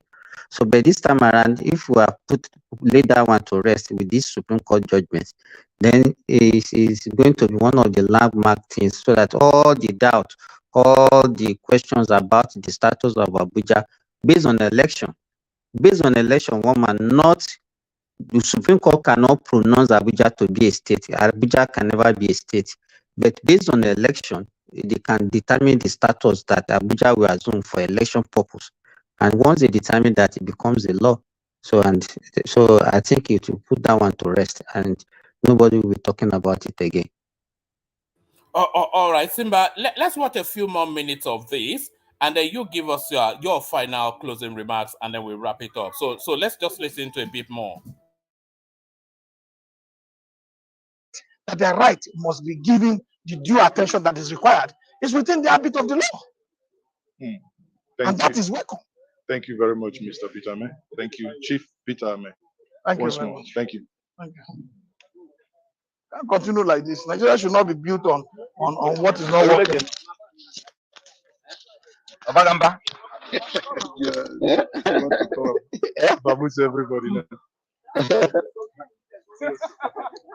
Mazi Chuks. Mazi Dixon Irebu. Mazi Namdi Irebu. It's better you call the Mazi Namdi Irebu. Before we finish the Namdi, other people may have thought it's a different one. Anyway. It's all right. Nice. Is not a negative name. It's a beautiful name. Wonderful name. Spectacular name. Yeah. So nice to have you at the Supreme Court. Thank you. It's a pleasure.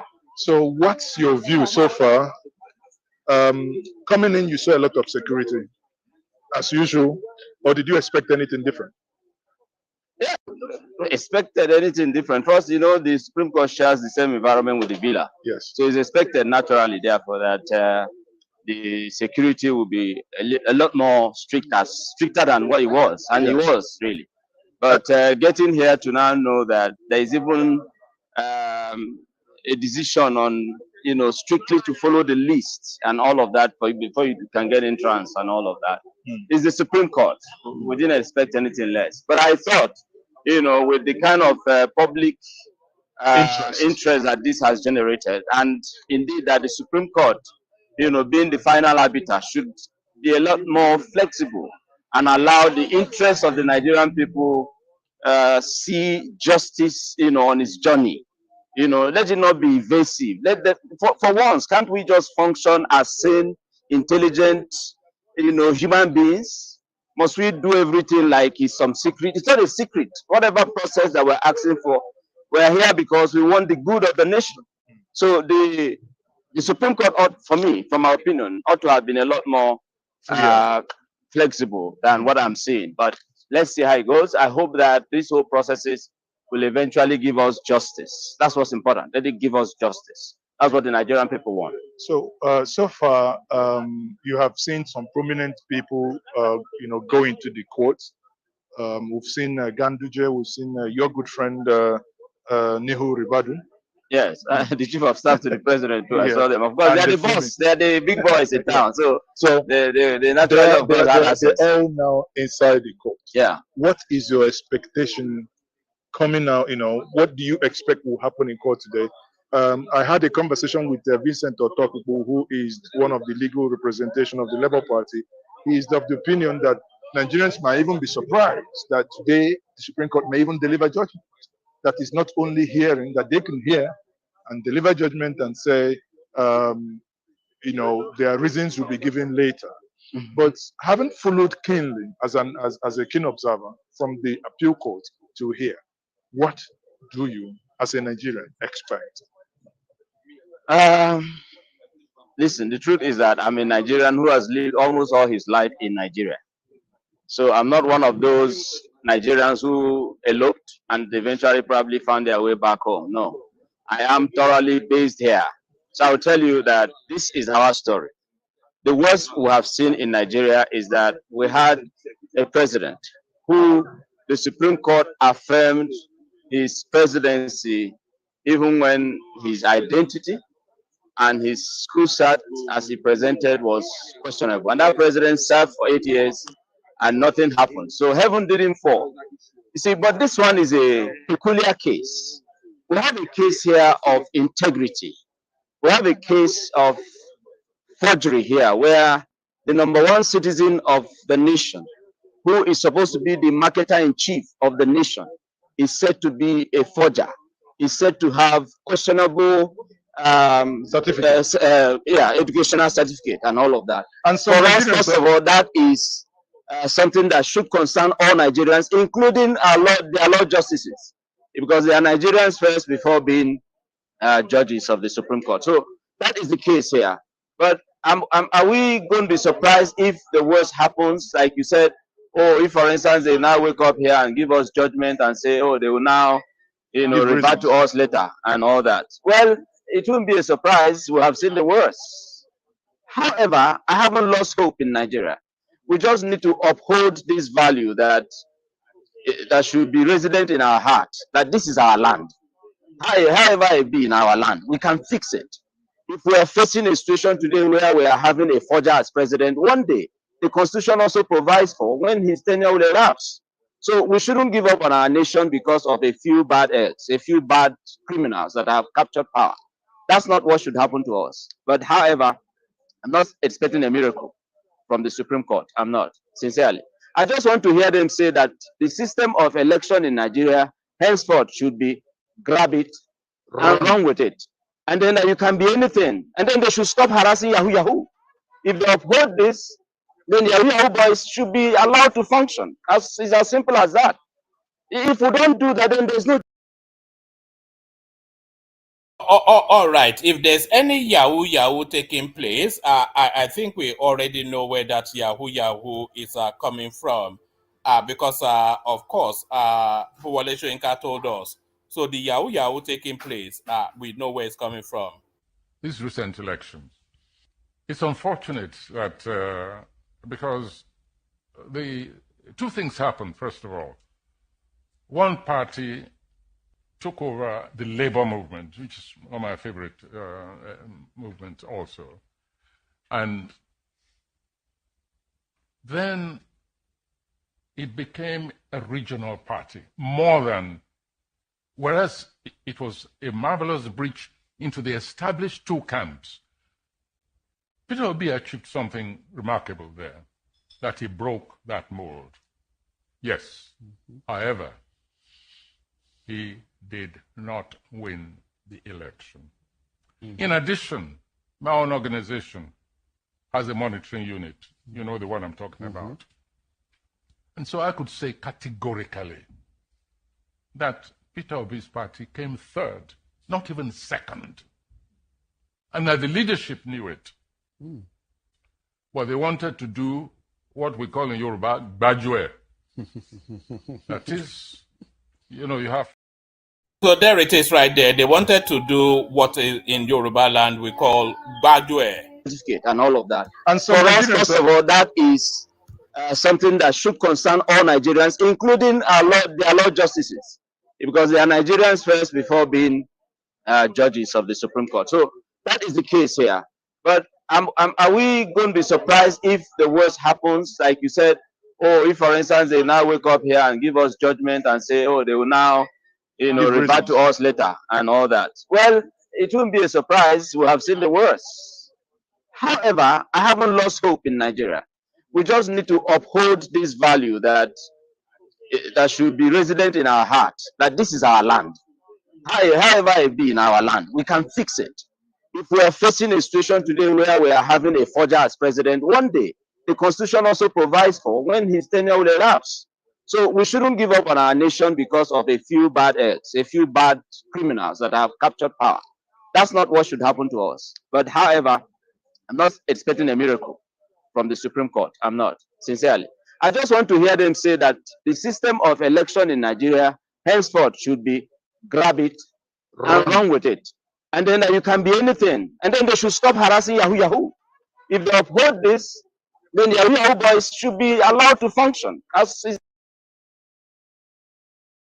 All right, so the Yahoo Yahoo boys should be allowed to function. Certainly, commentaries from a Yahoo Yahoo looking man himself.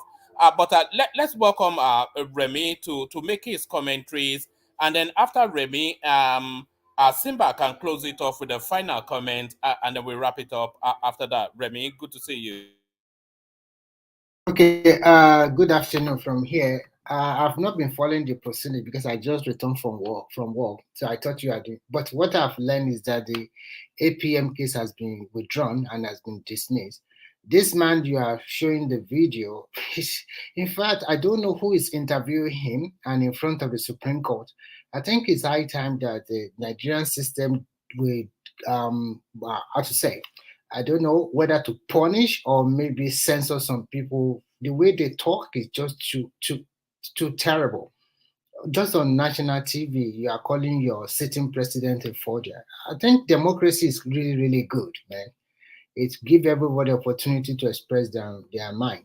But as he rightly said, there's nothing special that is going to come out. They knew from day one, so they are just it's exercising futility.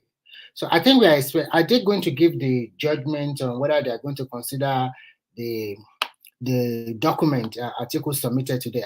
Are we going to hear the results today, one man, or are they going to give us later? I think it might well be later because it looks as though the day is fast spent. So they said they've reserved judgment, which is to tell you to come back for decisions. So they've not indicated that they're admitting Atiku's new intro into the proceedings. I don't think that. I don't know, but well, we shall see. But not no, Remy, do you think did they have that time to even investigate that? Because they don't have. You can say how many minutes they don't have the time. That's it. Yes, they didn't even give you up to 10 or 15 minutes. Just plead your case and get out. Okay, it's just. I think the lawyers are smart. It's just for them to make more money. At the end of the day, 10 or 15 minutes. What are you going to say to prove the case that you are proved for almost 3 or 4 months at the Court of Appeal? Because if they want to prove this so-called forgery that all of them are running about with, it's going to take months. It's not something that they can prove within 2, 3, 4, 5 days. The Supreme Court, the one that led them, Justice Okoro said, just on the newspaper I read that you have to put beyond reasonable doubt forgery case. Beyond reasonable doubt.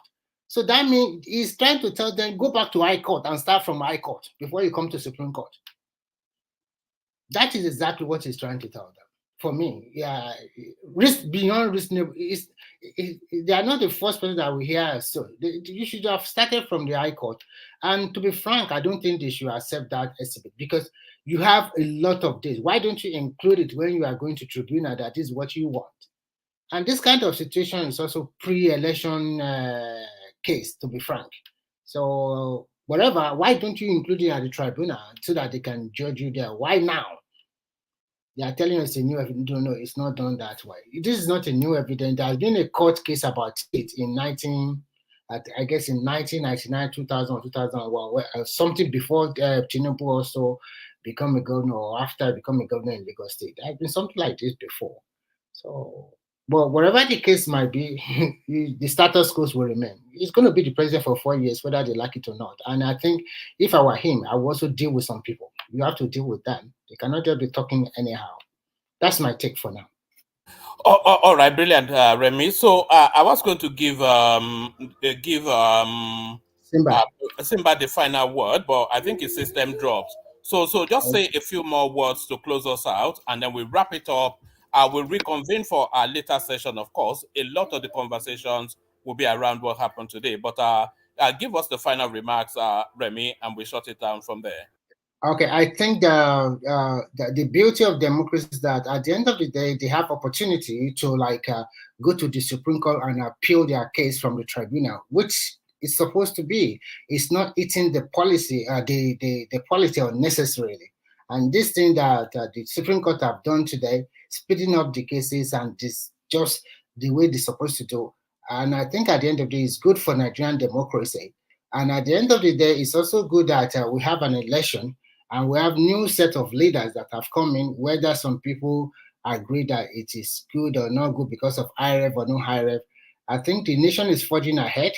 And I know that in the next 4 years, things will be, the election we had this year, the next 4 years, that one will be much more better than this one we have this year. And I think at the end of the day, as more Nigerians are aware of their political terrain, I think it's also give the opportunity to select those leaders that's going to lead them in the future. And if all of us as Nigerians come together to support our country, I think it's going to be good news for everybody in the nearest future. That's my take. All right, brilliant, Remy. So I'm going to post a link in the comment section for an ongoing stream where we discuss all of these matters in even greater depth. So anybody that wants to continue to listen to this sort of conversations should click on that link. But we'll reconvene for the usual time at 10 around about 10 p.m. UK time. To then, after the end of the day, to sit down and digest then what transpired over the course of today. So thank you, Remy, and thank you, everyone else. Make sure you join us for the later stream. So we'll leave it here, carry the conversation on with you in the comment section. But here, I say peace.